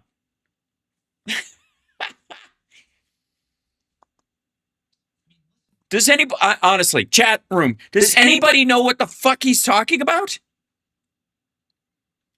I mean, besides the fact that he's, fixating and having a Real Housewives of DC moment with Amy Coney Barrett, who he thinks of as, I guess, his direct competition. Awkward. It's just fucking weird. They shoot Trump in the head for this reason. What? Sorry, he got shot in Butler because he put Amy Coney Barrett on the... What the fuck are you talking about? Why was, that he was able to get 3 Supreme Court picks. And so, damn it, like, we were sold a bill of goods on Amy. No, okay. There's zero evidence and zero even anecdotal side stories that Butler was about the fact that he got 3 SCOTUS picks. The fuck are you talking about? Barrett, and we were...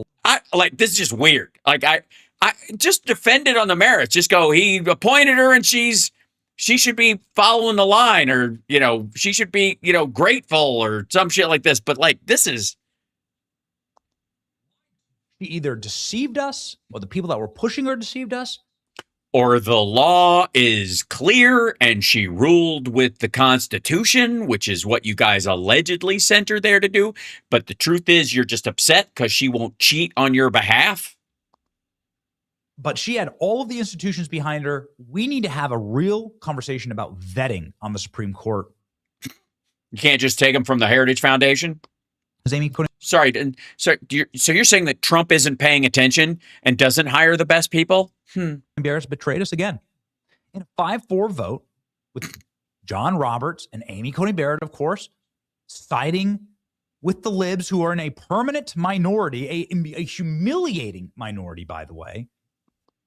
Why is it humiliating? Because you guys cheated and didn't let the next president pick one of the Supreme Court justices, and it would have been split normally. It would have been an even split had that happened. Brett Kavanaugh wouldn't have a seat if you guys had stuck to the norms. It's the only humiliating part, I guess, is that you guys cheated, effectively broke all the moral and ethical rules you could to get her on the court, and and Brett Kavanaugh, and they haven't been good little soldiers. Constantly makes a mockery of the court. Why? By ruling on their real beliefs and their understanding of the law? Attacks the court. But the conservatives are giving them legitimacy by now voting, saying that mail-in ballots can be received whenever. No, read the fucking paragraph right next to you absolute dipshit. What the hell? It has to be received on Election Day. It has to be postmarked on Election Day. And it's only got 5 days to get there from that day.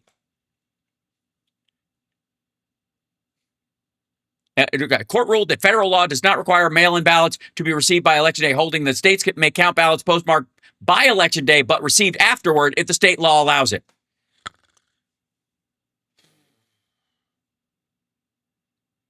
Because you have up till Election Day to vote. You can vote on Election Day. Whatever the legal options you have to vote, you can use all of them up till Election Day. Limit to when you can receive or keep counting mail-in ballots. So what this...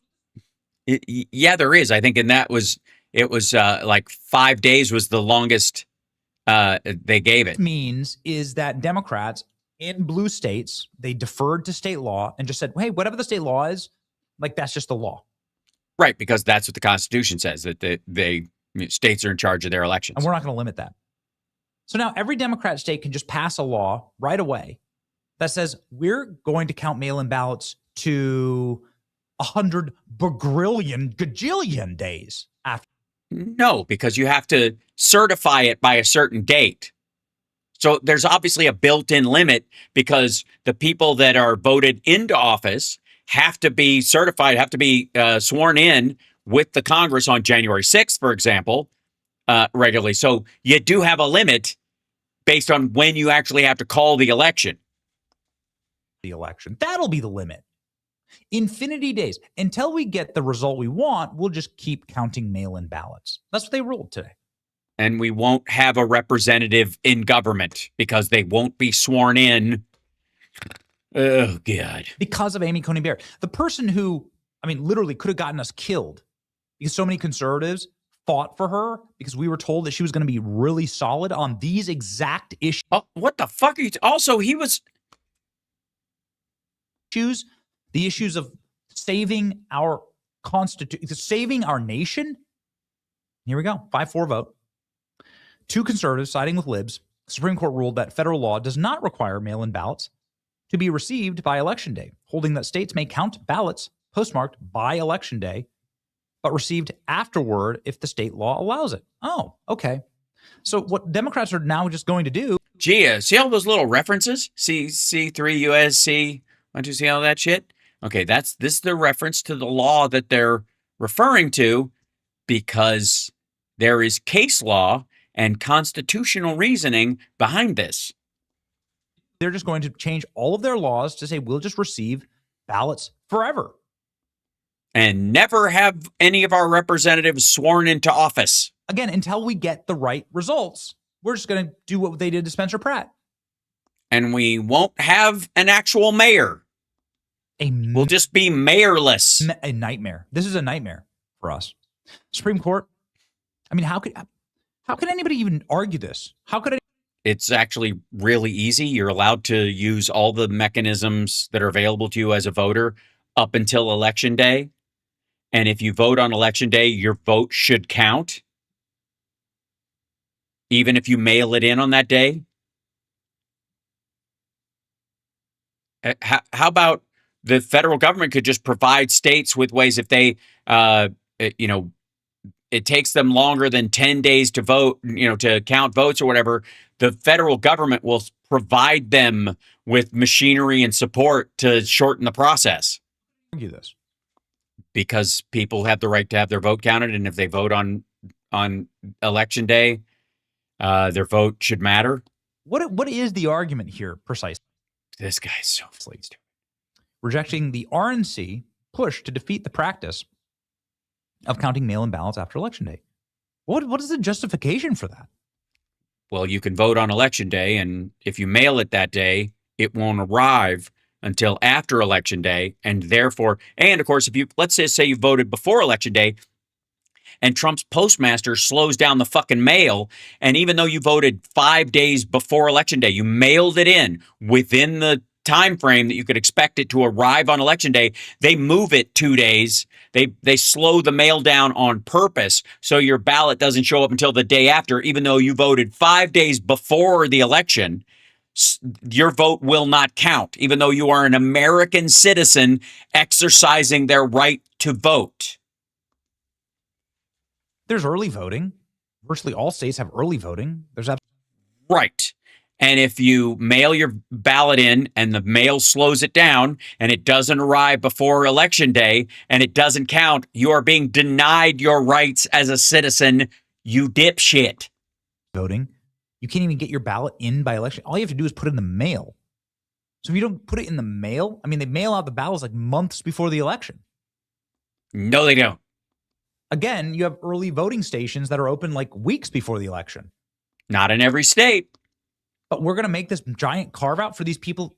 These people, we know exactly what's happening here, right? Yeah, it's totally. It's the illegals. Because the illegals who are cheating, they do it last minute so that their votes come in late. The storehouses of ballots, they figure out where they are on election night, and then they just pump the ballots out and mail them. And this is exactly what it is. So that's how Trump got elected? What's going on? So the mandate that Trump got was using that system. In Democrat states, and everyone knows it. And no, they don't. You're a cartoon. Refuse to stop it. You are a silly person. Amy Coney Barrett says it doesn't conflict with federal law. Prove it, by the way. Seriously. Go through and, I mean, your vote shows up on the register. Go find them. Go find 65 fucking votes in one area in a federal election. Go find them. There are processes in all of these states where they go back and they test some of the ballots to make sure, like just rando batches to make sure that they didn't come from, illegal sources. Where is it? Where's the evidence? We know people in the villages in Florida where you lived when, I guess, you went through the nightmare of BLM or some shit. We know there were a bunch of people in the villages who voted for Trump 4 fucking times and are going to jail for it. Which sets the Tuesday next after the first Monday of November as the day of the election. The election day statutes say nothing about ballot receipt, and we cannot add the words Congress chose. She and Supreme Court John Roberts joined with the court's 3 liberal justices. The majority of the court conservative dissented. The court is for the Senate. The court's 4 other conservative justices dissented. Okay, the Supreme Court's decision injects... Hey, man. In America, we speak English, okay? And we read English. And English is the main language. And if you're going to fuck it up, you're not a real American, okay? A new layer in the fight. It also marked a loss who has been assailed in states for ballots and long assisted the counted on election night to Supreme Court. Just randomly pick words and sausage them together. Pro Congress at a time when Republicans hope to maintain their majorities. It also marks a loss for President Trump, who had... His life was in our hands. You fucked it up. Had assailed states for allowing post-election day ballots. I mean, what are we even doing here? What are we allowing people to vote legally? Doing here? allowing post-election day ballot. Yuck, terrible decision. ACB and Roberts joining the libs. So it's really sad because Will Chamberlain, he's an awesome dude, and so is Mike Davis, but they were pushing big time. Article 3 Project were pushing big time to have Amy Coney Barrett installed at the Supreme Court. So because they were expecting her to cheat on their behalf, not because they wanted her to stick to the law. ACB is the worry Trump appointed SCOTUS the worst Trump appointed SCOTUS justice. I see. So yeah, it even more fun than watching this guy make gibberish out of a real sentence. Watching him try to ungibberish a sentence. Sides with the libs when it matters the most. ACB determines election day doesn't really mean election day. The electorate's choice is made when the voting is complete, not when the ballots are received. Ooh. Oh, it's so terrible. Oh, it's terrible. Like, people should have their vote not counted if they have to mail it, and they mail it on election day, which has always been a thing. The opinion is authored by AC, does not broadly bless all post-election day practices, holds that postmarked by election day short receipt window is lawful. Well, whatever. I won't take whatever. Bullshit. Take that as a victory. I will not, because I don't want to, and my blood is boiling. From Alito's dissent, today's decision creates a serious risk of further undermining public confidence in elections and systems of self-government. Sorry, the Supreme Court is not in the confidence business. It's legal or it isn't. When he talks about like balls and strikes, is that him like trying to make the fans feel confident about the game instead of just actually calling balls and strikes? Right. I mean, this is crazy because what they're going to do is libs are going to use this and then pack the Supreme Court and dilute all your power and destroy all. Like, you think you're being high-minded. Every time a conservative is coming out and like, I'm high-minded. Oh, look at me. I'm so principled. This is what Amy Coney Barrett's doing. Love me, love me, love me. Invite me. I see, because she's a woman. She's desperate for that attention. Unlike, I guess, Clarence Thomas and Scalia. Me to speak at Yale. I'm so principled. I'm the principled conservative. You can pat me on the head. Dude, it doesn't matter. You're going in the camps along with the rest of us. What? No, sorry. We're jumping straight to that. He thinks he's going in. God damn. It's not like they're going to forgive you for this. You're not going to become. That's right. You're going into the I don't know what camp they're talking about. The re-education camps. Is this the idea that when libs take over, they're going to throw all conservatives in re-education camps? And yeah, totally, dude. We're gonna board every baby and take every gun away, and we're gonna teach kids that stop teaching them to share and teach them straight up communism. And anybody who disagrees is going to be put into the factory that from Joe versus the Volcano, where you make anal lube against your will for time immemorial, so that everybody can be queer. Because of this, it's such a losing game. But it's called power politics. It's the way politics has always been. It's a nightmare. I think he deserves, a moment. I think it's got to be rough for him. And this risk of undermining.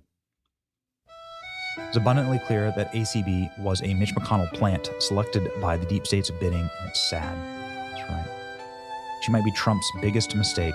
You have an open goal in the Supreme Court.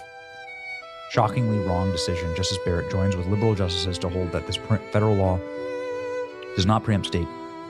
This is terrible for election integrity. Another reason we must pass the SAVE Act. Biggest conservative judicial disaster since Souter. Will we ever recover? The difference That's is my that question. A few conservatives expected nothing from Souter, whereas Barrett was supposed to be the future of the court. The worst part is she'll be pushing leftist policies for another 40 years. Yeah, we totally effed this up. Man, it's so terrible. You know what your mistake was? Putting a woman on the Supreme Court anyways. They should stay home and shut the fuck up, like Roseanne says on her show, where she shouldn't be saying anything because she's a woman. President Trump is so confused by this trad conservative thing. His base moved heaven and earth to get Amy Coney Barrett on the Supreme Court, and all she's done is betray us. Every single decision. Gee, it's almost like he's a shitty judge of character. How must that feel when you go and visit him and he tells you you're great? He uses the same adjectives to describe you as he uses to describe Amy Coney Barrett. That means his compliments are meaningless because he's a fool and a dumbass. Maybe you're just as bad as she is. How is it acceptable to count votes after the election day? I can't walk into a polling place after the election day and cast a vote. Because they voted on election day and then mailed it. Vote. Balance. But if your vote left the polling place and the truck broke down and it got there after midnight, it would still count because even though that's after election day, because you voted on election day. I think that's sorry. What were you whining? Election day shouldn't be counted either. Disgraceful. Awful decision. Worst decision. Terrible. So bad. I'm broken sharded about the whole thing. Sad development. Election day means election day. The entire rise of mail-in voting just created the condition for election destabilization and undermines voter trust. Most importantly, that's right. Look at how Trump won all 7 swing states with the same rules that existed in 2020. Does anybody believe that happened for real? Clearly, Elon Musk was using all of these tools. Projects opportunities for mischief. We're going to go to election day is 5 days after election day. Banana Republic. Whoop, did he accidentally show a porn page? Aw. Trump is frustrated by Justice Amy Coney Barrett and other Supreme Court picks. According to sources, the president feels the justices could do more to back his agenda. Sources said he happens to be the source, that person on the phone, even though we say a high administration official. Why can't he subscribe to Newsweek since he uses them all the time? Amy Coney Barrett sides with liberals in deportation case. It's not what it says. It's actually a statement. It says why she did it, not that she did it, but... Oh, wow. Can't read Temple uses the F word, and I'll look at it. What does it even mean if you can't You can't say fucking on Benny Johnson's show, because once you think it, then you'll want to do it, and then you know.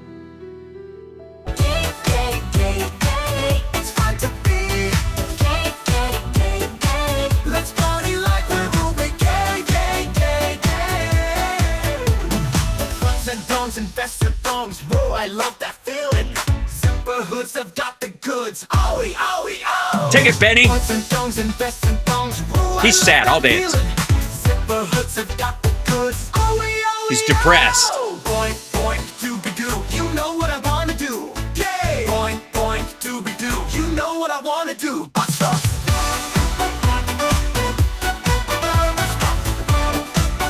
Sorry, I was just trying to cheer up Benny, you know? Sometimes I'm not here to yuck anybody's yum, and I just feel like he's a little down for it. Vote before election day and get it. How can it be that boatloads of votes are arriving bajillion days after an election? Counted after election day. The results can be certified whenever they want to? Yeah, that's right. No, they have a date to certify them. Barrett is scum.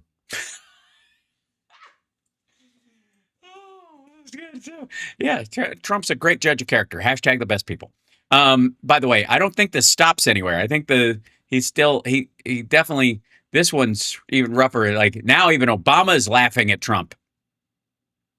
Today's Supreme Court ruling by the Chief Justice John Roberts, joined by Professor Amy Coney. Yeah, don't forget to bring up the woman. Coney Barrett and the 3 leftists in a 5-1-3 ruling. The 5 wrote that we apparently fought a civil war and enacted the birthright citizenship provision, not to give birthright citizenship to the children of the freed slaves and overturn the Dred Scott decision, but that's now been expanded to Chinese birth tourists. 1.5 million and counting Chinese birth tourists can now get birthright citizenship. Oh, you still think there's 1.5 billion Chinese people? Also, by the way, I think it's just the ones that are pregnant with girls. Where these Chinese mothers come to America. These Chinese mothers give birth to their Chinese kids. American kids, actually, according to the ruling. Fly back to China, never step foot in America again. And under this ruling today by John Roberts and Amy Coney Barrett and the three liberals, the 14th Amendment gives that Chinese baby birthright citizenship for the rest of that kid's life, where that kid gets Social Security. He gets all the benefits of citizenship. Oh, it's a he. Yeah. They probably come out military age. That kid, when he turns 18, can vote, mail his ballot into America from Beijing, mail that ballot to America where this baby has never stepped foot in. Well, he's gonna need to register, I think. Like again, since his birth, 18 years prior. He's also subject to American law too, and is not a Chinese citizenship because they don't allow dual citizenship. So if he's an American citizen and he's living in China for more than, I think it's, 2 days past your visa, what are they going to do? Chuck him into Vietnam? What this Supreme Court decision does, that Chinese birth tourist gets birth specifically citizenship. This is egregiously wrong by John Roberts, Amy Coney Barrett, and the three liberals. We did not fight a civil war and pass the birthright citizenship provision to do this. Well, then pass an amendment that clarifies it and get it, get the states to ratify it. Birthright citizenship provision says that you're born in the United States and you're subject to the jurisdiction, you get birthright citizenship. You have to have both. American Indians did not have birthright citizenship under the 14th Amendment. Because they're born on sovereign native land. Congress had to pass a statute to give American Indians birthright citizenship because they have sovereign land. American Indians were not subject to the jurisdiction of the United States. They were subject to the jurisdiction of their tribe. So if American Indians do not have birthright citizenship under the 14th Amendment, how the hell do Chinese birth tourists? How do Tren de Aragua kids? How do MS-13 kids? How do all these Sorry, MS-13 and Tren de Aragua are knocking up women and they're just like shooting gang members out of their vaginas like catapults. What is happening? So you're assuming that these kids, if they grow up American citizens, that they're going to want to come over here and blow shit up? Or sell drugs, and they're not going to go to jail for it? Aliens who come in here, birth tourists.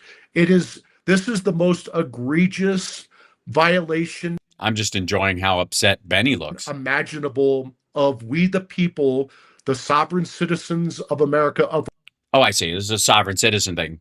Our most crucial sovereign power to control our border and to control our populace. It is almost impossible. That, I don't think it applies, by the way, if you have the baby here and then you immediately go back home. You have to have the intention of staying as part of the ruling and the previous law. To change this now, we have to pass a constitutional amendment. Well, then get at it, dumbass. To change this. Boo fuckity who.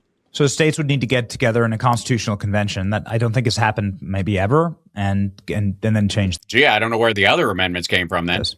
Yeah, and again, it's 5-1 to 3. Justice Kavanaugh would have decided this on statutory grounds. It's still bad and wrong, but not nearly as egregiously bad and wrong as the Chief Justice and Amy Coney Barrett and the three liberals did by constitutionalizing birthright citizenship for Chinese birth tourists. Think about that. And then the three real constitutionalists, Justice Thomas, Justice Alito, and Justice Gorsuch, my old boss, correctly dissented and said, no, this is not what the 14th Amendment says. It's subject to the jurisdiction, which means allegiance to the United States, not allegiance to China or to some other foreign country. And Well, yeah, that's why if they stay citizens, they can still be like offered things to come back over here, and that would make them viewed as spies in a lot of these countries. Be almost unsafe for them to go to China. If we want to give birthright citizenship to Chinese birth tourists as we the people, we can do that. We can have our elected members of Congress do that like they did for American Indians in 1924. But now this has been constitutionalized. This can no longer be debated. This is as bad. This is as bad of a decision as you can get from the Supreme Court. It is the most narcissistic decision imaginable out of the Chief Justice John Roberts, and he's a narcissist. But this takes it to a whole new level. And of course, Professor Amy Coney Barrett joined this decision. So sad. I won't even go there because I'm too angry. But it's just unbelievable that He was they going to can say just bitch or something. scratch out subject to the jurisdiction of the United States in the 14th Amendment and hand out birthright citizenship to every illegal alien, including Chinese birth tourists who come and step foot in America and give birth.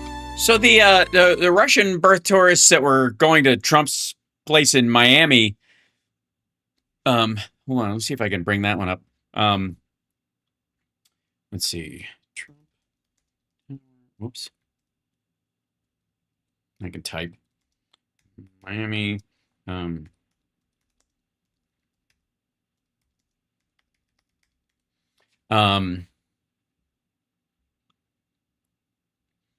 This isn't. There we go. And I'm also going to put this in the reader format. It's funny that they're not bringing this up. Yeah, I think it's birth tourism brings Russian baby boom to Miami. Social media is full of Russian women boasting about coming to America to give birth, sometimes staying at Trump properties. Sometimes. Lured by the charm of Little Havana or the glamour of South Beach, some 15 million tourists visit Miami every year. But for a growing number of Russian women, the draw isn't sunny beaches or pulsing nightclubs. It's U.S. citizenship for their newborn children. In Moscow, it's a status symbol to have a Miami-born baby. And social media is full of Russian women boasting of their little Amerikansky. Their Amerikancy. There they are, look at that.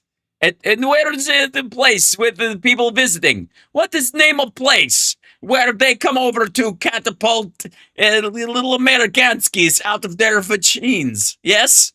Who are they kicking these babies out of their vaginas onto the floor of the Trump? What is it? Hold on. I have something along these lines. Where are we? I have a phrase. Yeah. Hold on. We have that says. Why is that not hearing? I don't know. That was weird. He did not want me to. Oh. No, that's like a robot. I think it's because I have the window open. It doesn't like it. Russian women boasting of their little. I was trying to do the wah wah wee wah. It's really common. It's really common. Said Ekaterina Kuznetsova, 29. When I was taking the plane to come here, it was not only me. It was 4 or 5 women flying here. Ekaterina was one of dozens of Russian birth tourists NBC News spoke to over the past 4 months about round-trip journey that costs tens of thousands of dollars and takes them away from home for weeks or months. Why did they come? American passport is big plus for the baby. Why not? And the doctors, the level of education, the weather doesn't hurt either. It's a very comfortable place for staying in winter time. They come over and have little winter babies. It's not just the Russians who are coming. Chinese moms-to-be have been flocking to Southern California to give birth for years. What they're doing is completely legal. Oh, I don't know. Why am I still reading it in the Russian accent? As long as they don't lie on any immigration or insurance paperwork. In fact, it's protected by the 14th Amendment of the U.S. Constitution, which says anyone born on American soil is automatically a citizen. The child gets a lifelong right to live and work and collect benefits in the U.S. And when they turn 21, they can sponsor their parents' application for an American green card. Green card doesn't mean they're going to get it, but they can sponsor it in 21 years.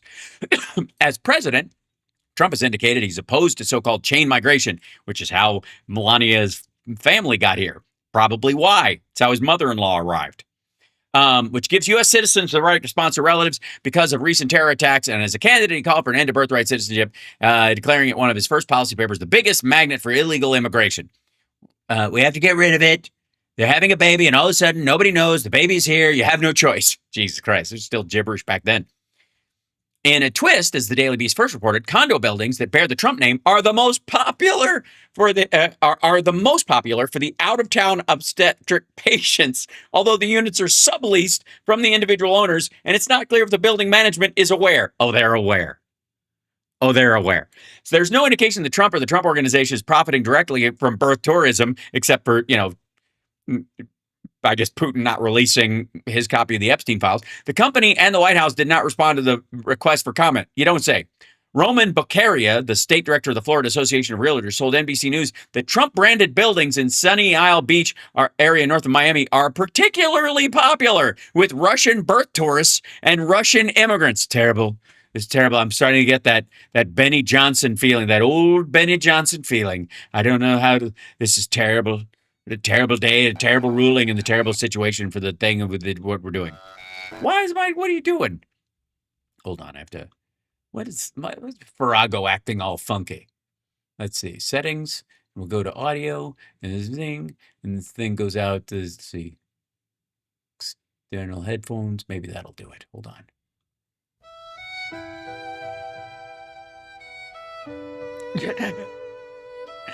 Why must the Russians come over here and crank the American skis out of their vaginas? In the Sunny Isles, the beach has a nickname. They call it Little Russia because people who are moving from Russian-speaking countries to America, they want a familiar environment. They don't want to assimilate. Right, Megyn Kelly? They don't like assimilations. They go across the street. They have Russian market. They have Russian doctor. They have Russian lawyer. It's very They have free access to Novichok, and they can spray people in face with radioactive spray.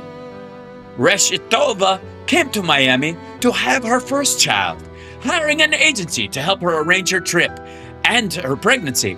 The services, which can include finding apartments and doctors and obtaining visas, don't come cheap. She expects to pay close to $50,000, and some packages run as high as $100,000 if you're, staying at if you don't want bed bugs in your Trump apartment. Bulgaria says some landlords ask for 6 months rent up front. This is how Trump organization fleeces these pregnant Russian women. One firm, Miami Mama, says it brings up to 100 Russian and Russian-speaking clients to the U.S. per year. 30% of them are repeat clients. Repeat, they got multiple babies that are going to make sure, man, that all their babies are Amerikanskis. The owners are Irina and Konstantin Lubnevsky, who bought Miami Mama after using the firm to have 2 American children themselves. We tell every client, you have the documents, you have to tell the truth. This is America. They like the truth here. They're to be completely transparent with the U.S. immigration officials that they're expecting. Don't tell them you're not having a baby. You better tell them you're about to have a baby. I would like the American people to understand they don't have to worry. Those who come here want to be part of the American people. Yes, you can always trust a Russian woman. Don't ask me. Ask all the guys at the bars outside the Pentagon. Okay, so for fuck's sake, you'll notice that like these articles came out and like Trump's properties in Florida have been basically like obstetric waiting rooms for fucking ever.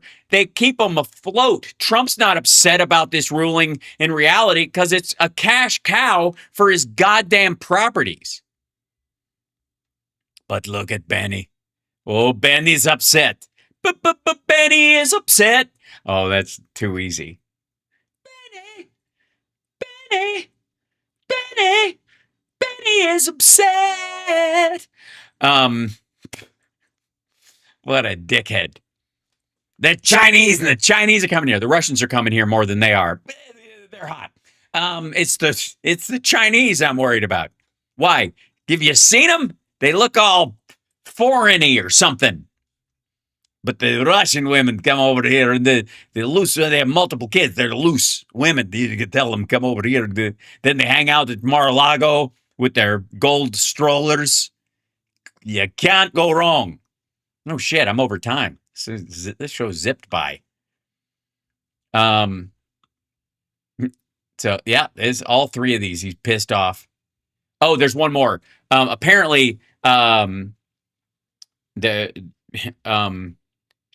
team, I get the Queeranons, which is Scott Pressler and that crowd. Apparently, Thune and the other rhinos are scared because Pressler is he was arrested in South Dakota. I don't know any of this interior shit, but can we just enjoy for a moment the interior drama that's going on? It has nothing to do with us. You just watch this garbage play out. Okay, so Pressler, by the way, is the guy who allegedly delivered the Amish in Pennsylvania for Trump. He's gay. He's got super long straight hair. So I don't see any of the maggots that show up in my chat. By the way, hit the like, share the show, etc., etc., etc. I don't see any of them complaining about Pressler's manhood or hair or any of this. It's curious, interesting. And then, of course, you don't arrest Scott Pressler. Make Benny mad. Look at Mad Benny. So. Here we go. Yeah, hit the like, share the, look at that. And then I'll do super chats right like after a couple minutes of this. Thank you guys so much for that.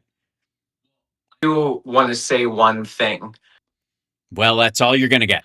I'm thankful for Senate Majority Leader Thune's staff from making the call to ban me because it exposed what for making from, sure. Just use from where you mean for and for where you mean from. Just English. What's going on. A lot of people probably look at South Dakota, North Dakota, Idaho, and don't know the difference as these bastions of conservatism. But it's true that we have a lot of still rhino establishment authoritarians in charge. Yeah. You also have a lot of anti-gay old guard Republicans. I got to tell you, like, you don't look like who they expect to show up. I'm telling you, it could be as simple as that. You are a victim of the bigotry you help fuel. And I want to say, yes, Senate Majority Leader Thune, had you just allowed me to the event, I would have been a meek, quiet observer, that this wouldn't be a nationwide story right now. Yeah, it's not really. Honestly. And because you moved to ban me, because you moved to shut me up and shut me out, our movement, trended on social media for nearly 24 consecutive hours. Wow. In a row. It's one of the top trends in America. Almost as if fucking Elon Musk was using it to attack Thune. No, you know what? I take it back. He totally gives a shit about you. More. Even going to Walmart right after the event the next day, I had no fewer than 10 people, Benny, that came up to me and say, I saw what happened to you and it was wrong and shameful. Wow, that's a busy Walmart. So Senate Majority Leader Thune, in 24 hours, you helped me reach. You made me the star of the produce department at Walmart. More voters than I could have personally knocked in 24. Somebody just said our movement means Benny too. He is making a lot of lip pursing and subtle smiles. Like he doesn't make faces like this. Like is he doing blue steel right now to impress Scott? Is it just me? Is he yes queening him? Is that what we're thinking? Something just made me I have never seen him do that before. I've never seen a freeze frame of Benny, but I've never seen a clip where he's had somebody who's out on his show. That's interesting. It's just a curious thing. You know, these people would have such better, like happier lives if they would just allow themselves to be themselves. Good Lord. Months. He's holding it too. He's nailing that. That is not, he is yes maxing. More voters. Oh, and he did a lick lip right before it too. than I could have personally knocked in 24 months. Thank you kindly, sir. How yeah. how dumb are these people? Because if You mean elected Republicans? Let me count the ways. you know just even the smallest amount of PR and image curation, if John Thune had just been staffed correctly, let's say I was working for John Thune and we were in Yeah, and you were both, I don't know, on a beach somewhere. this scenario and I wanted to make it go away, I would have had him sit down with you. Yes. Why not just take a photo? It doesn't need to be recorded. Maybe like say, hey, can we turn all the phones off? Off the record. Yes. Off the record. And have a staffer. Sorry, why the fuck are you that important to him in South Dakota? Again, you have to understand, he's in fucking South Dakota. I almost feel like I'm giving the same advice I give to like Democrats who think you're going to have an AOC in West Virginia. Dude, you're in South Dakota. There's a reason why Matt Schlapp has a fucking wife and gropes dudes on the side, because he has to do the entire country with CPAC. You are not welcome, you dumb motherfucker. It's as simple as he doesn't want to be photographed with gay people, and you're out and known as being gay. Just being in the state makes him creeped out. I'm dead serious.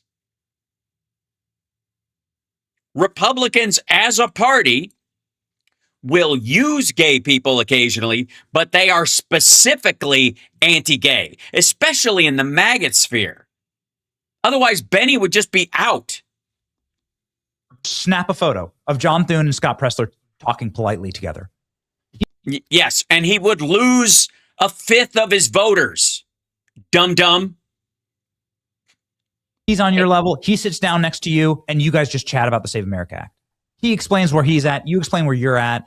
And like that does more for that's what it was about. John Thune's image than any press release, than any $100 million ad buy, right? Like that immediately. He doesn't need a $100 million ad buy, you dumb motherfucker. He's a senator from South Dakota. Holy shit. Let me hold on. I got to look up. I want to be exact about this. Fuck. South Dakota barely deserves statehood, much less 2 goddamn senators. There are 935,000 people in all of South Dakota. There are 7 million people in the greater Los Angeles area. The mayor of Irvine oversees more people than John Thune does as a senator from an entire goddamn state. He doesn't need you. He doesn't need that kind of money. And it builds a bridge and it fixes something that isn't broken. It's like this big wound for the base. No, it isn't. The South Dakota Republicans are going to vote for him. They're not going to primary him. They're not going to maggot him out, dumbass. They just aren't. But instead, and if they do, they'll replace it with somebody who will equally stick to the rules. See him palling around. Like I saw him at the UFC 250, having a grand old time partying at the White House. Like I said, a meeting with Scott Presler. Right. He didn't have to sit down with Scott Presler to get invited to the fucking White House UFC debacle for the big bouncy house on the lawn. It really is an insult, truly, to the base, and it's so mismanaged and so dumb. And they did go on social media and lie about you. And I can't stand that. I can't stand that when they lie and attack the base. John Cornyn did this to us a few years back, where he like savagely attacked us.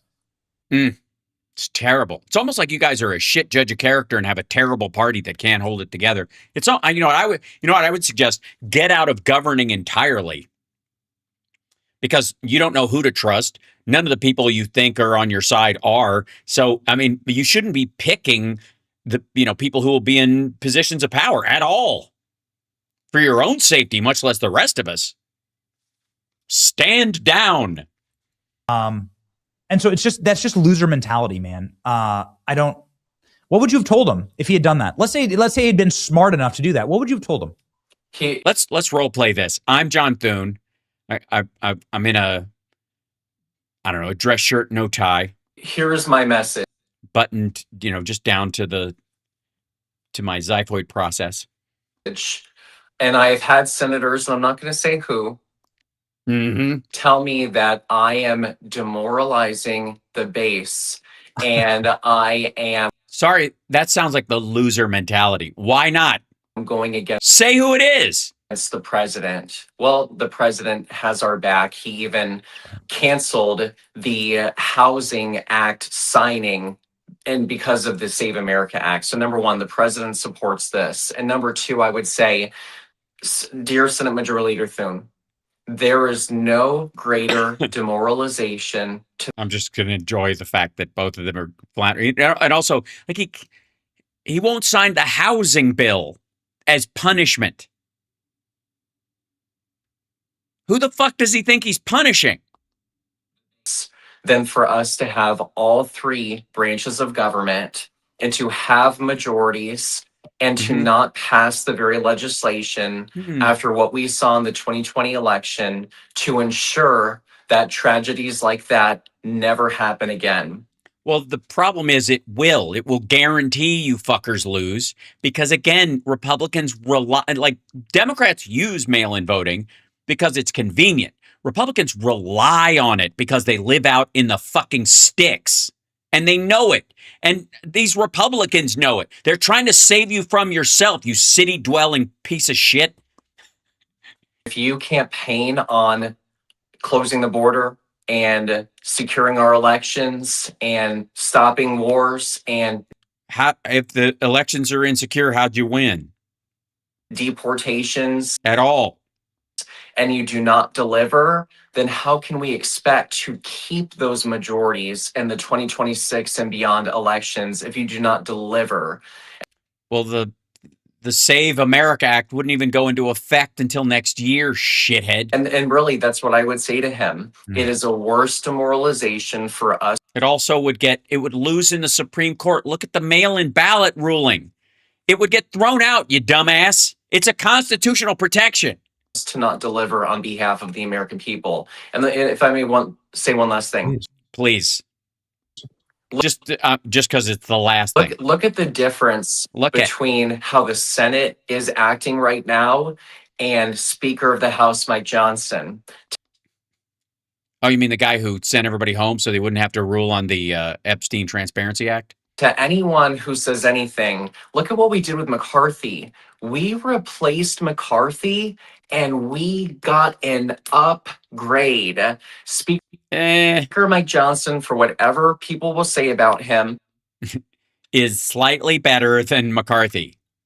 He's about to pass the Save America Act for the fourth time with one of the most narrow majority. Look at giving the pouty mouth to Scott. What are you thinking about, Benny? What do you think? What are you thinking about? What's going through your little bespeckled head? American history in the House, and yet he's able to coalesce Scott Perry and Mike Lawler all in the same spectrum and get that broad, diverse House coalition. He couldn't even pass the fucking rules or the National Defense Authorization Act, stupid. Together on bills. And if the House can do it. And then he lost them on other ones. What are you talking about? Then I have. They agree. It has nothing to do with him. No doubt that the Senate can do it. And it shows the difference in leadership styles. And I hope that our Senate. No, it doesn't.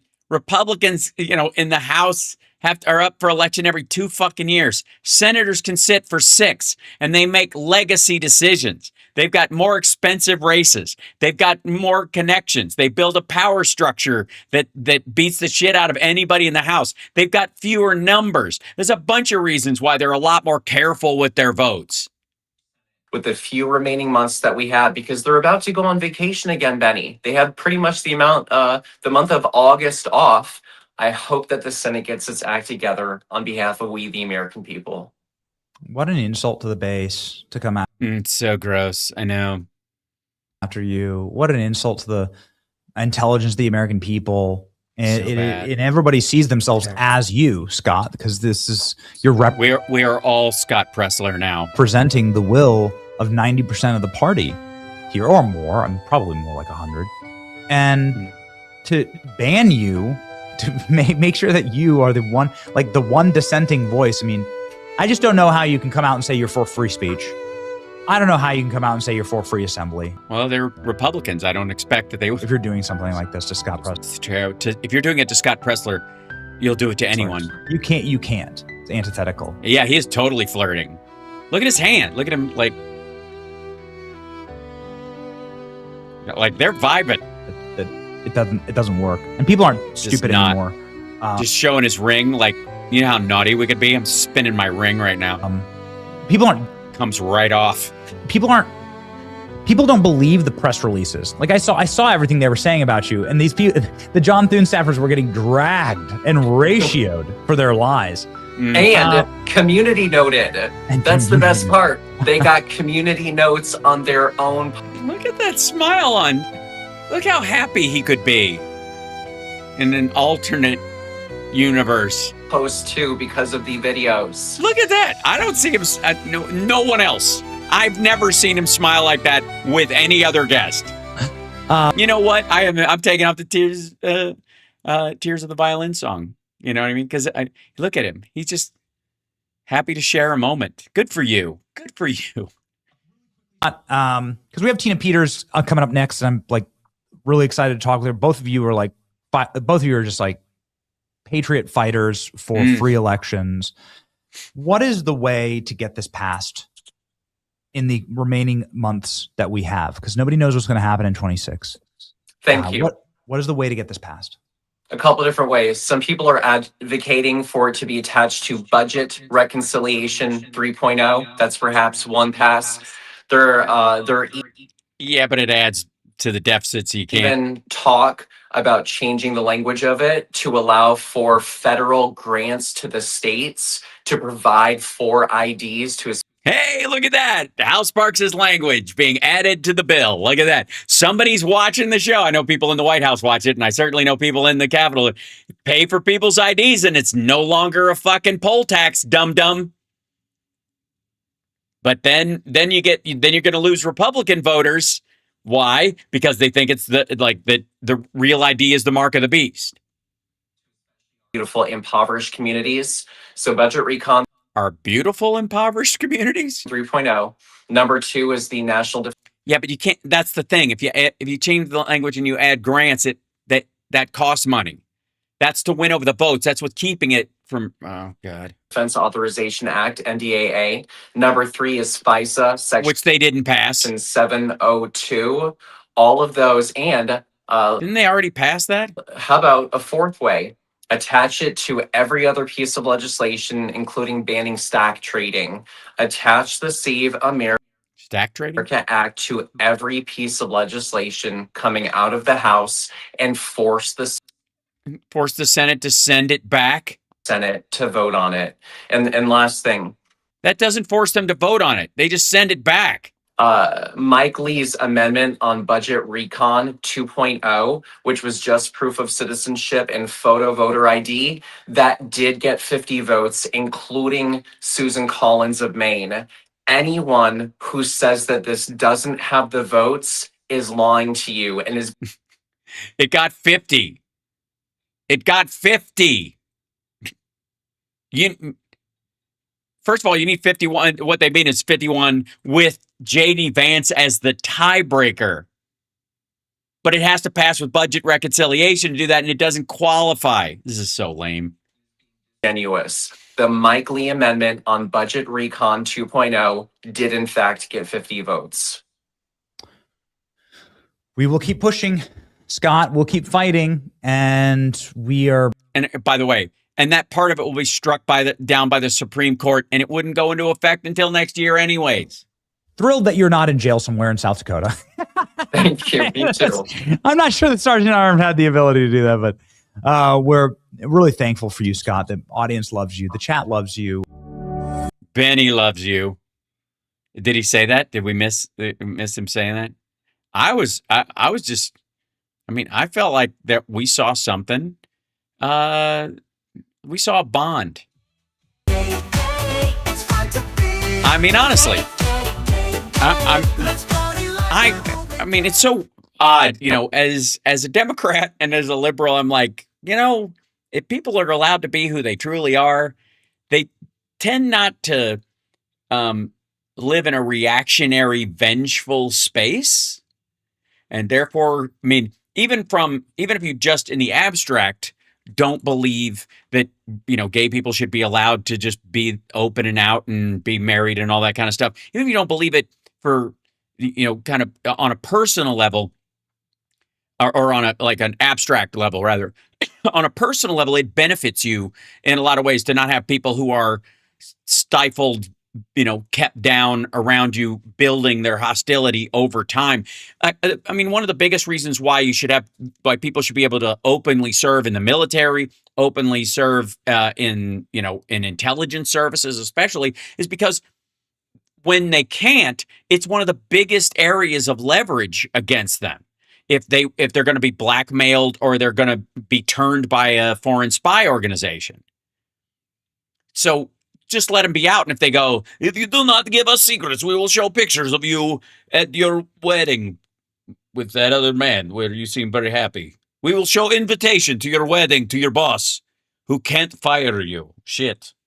Like, you know what I mean? It's one of those reasons why, why the CIA should only hire, I guess, polyamorous people. You're like, we have evidence you have cheated on your wife. We have an open relationship. Son of a bitch. What the fuck are we doing? This freedom thing is really fucking me up, man. So, you think, yeah, well, that's the whole thing about, whether Trump's gay at this point. Again, I won't say his name because yeah. But I had a friend who I haven't seen in a long time. But at one point, he's gay, and he at one point was going through sort of a crisis of identity about it.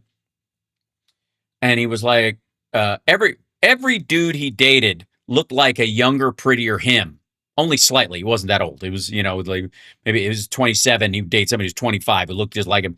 And I was like, dude, I'm not even 100% sure you're gay. I think you're such a narcissist. You want to fuck yourself. Like, everybody you fuck looks like you.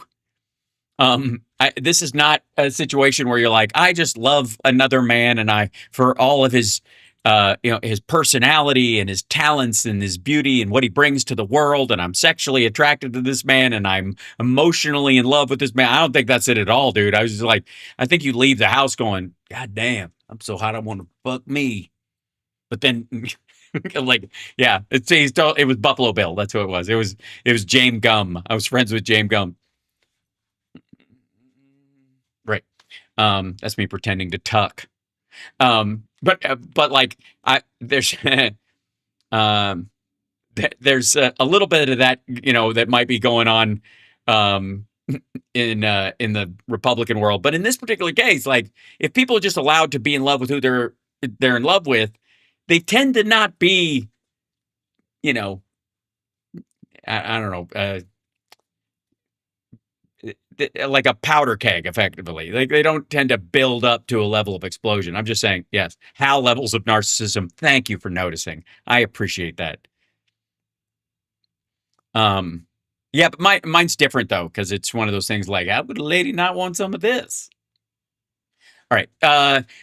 Mamie was asking about the song. I think I mentioned earlier, but it'll be out on an album in the fall, and I will release it then. And but the other songs like Redact This, all the AI songs that I do, those are on my SoundCloud that we started for the show. It's Hal Sparks Mega Worldwide on SoundCloud. Look it up and you'll see Redact This and the gay song, and yeah, a couple of other ones. Bullshit is on there. This is some bullshit is on there. So if you want to listen to those, that's where they are.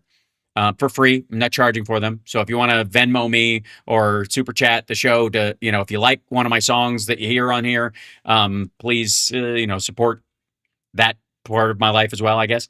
Donald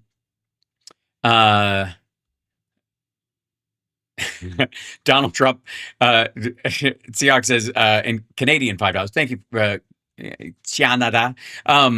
Donald Trump getting an MRI before the Great American Fair. Hey, this tanning bed is really loud. Yeah, the idea that he got a that he initially said he got one, and then it was they're like they walked it back. He definitely had an MRI, and they know it, and he knows it. And he may have gone in for another one. They brought him out yesterday, I think, for all of 15 minutes, and again, he looked like hammered shit. I want to see if I don't think the White House is anything. I'm going to check. Whoops, wrong one. I'm going to check and see if just on the. Yeah. I don't think so. Yeah. Nope. Yeah. Hold on. Maybe this? Nope. Yeah. I was like, I thought I saw something and it was Pac-Man showing his stuff from yesterday. Which I already covered. You're welcome. Yeah, no, he's not. Anyways, okay, hold on. I'll see if the White House has posted anything, but I don't think so. Latest Road to Liberty. No, they're just posting it. Nope. The last thing they posted on the White House thing was a less than a minute from the Faith and Freedom Conference, and then the farmers in the Rose Garden, and then his little speech to them, which was again 21 minutes long. These things are getting shorter. The one at the with the flyover and all that shit at the state fair was like 40 minutes, maybe, if you include the Lee Greenwood song. And then his next one for the farmers was 21 minutes. And then I'll show you what I mean. And this one right here. And then when he spoke in the Oval, it was 15 minutes. Maybe they have him in the lives. Let's look and see if there's a live in here. Yeah, yesterday. This is 14 minutes. You can see it right there. We covered it yesterday. And then the Religious Commission report was 21 minutes. That was 4 days ago. Yeah, they're limiting his time. Yeah, he gave this big long Rambo speech, and that was it. And then everything got shorter ever since. So he's only got one of those in him about every 3 weeks. Anyways, hit the like, share the show. Oh, I forgot. Okay. Thank you, Candy, for the super chat. Greatly appreciate it. And Stacy, thank you as well, reminding everybody to like, share, and subscribe. I appreciate that greatly. Thank you for the super sticker, James, a video game controller throwing out a face down and with the words "rage quit." Well, that describes the Trump administration officials at this point. We were talking about the postmaster earlier. He goes, that's why the postmaster general wants the state's voter rolls so he can target specific zip codes to reroute and delay those arrivals. Absolutely true. Yep, they were counting on it. And it wasn't going to happen before the election anyways, but they were hoping by 2028 when it's because after Trump goes, the problem is there's a bunch of folks there's a bunch of folks that are just never going to vote again. Bunch of maggots in QAnon adjacent folks they're just going to go back to where they were before all this. And then Baldano said, my apartment complex had a fire last night. 4 hazmat fire trucks and a fire marshal was there. It was really smoking over here. My Xbox is okay. Well, that's good. I'm glad, or whatever. And obviously you breathe some of the fumes. I can tell from your writing. So please, find a respirator and make sure that you have plenty of oxygen in your lungs, Walt Thanos. And that's it for Super Chats. Appreciate you guys so much. Hit the like, share the show, subscribe. That part's free. If you're a maggot and you don't like the show, please give us a thumbs down. And I appreciate what you guys write in the chat because it lets the algorithm know that not only am I adorable, but I'm engaging as well. And I will see you guys tomorrow. We may have to punt the morning show. Well, we definitely do. So I will work on that. I know Phil, we didn't have the major. Phil was going to be on tomorrow, but I think we're going to have to punt that because my girl's got a oncology appointment I got to go to. So just a heads up.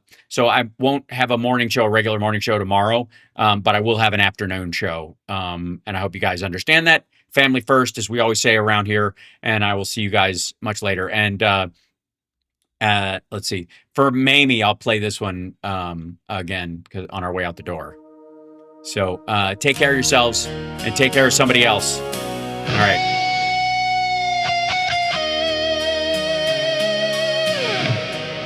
Hit that like, share the show. Subscribe, will ya?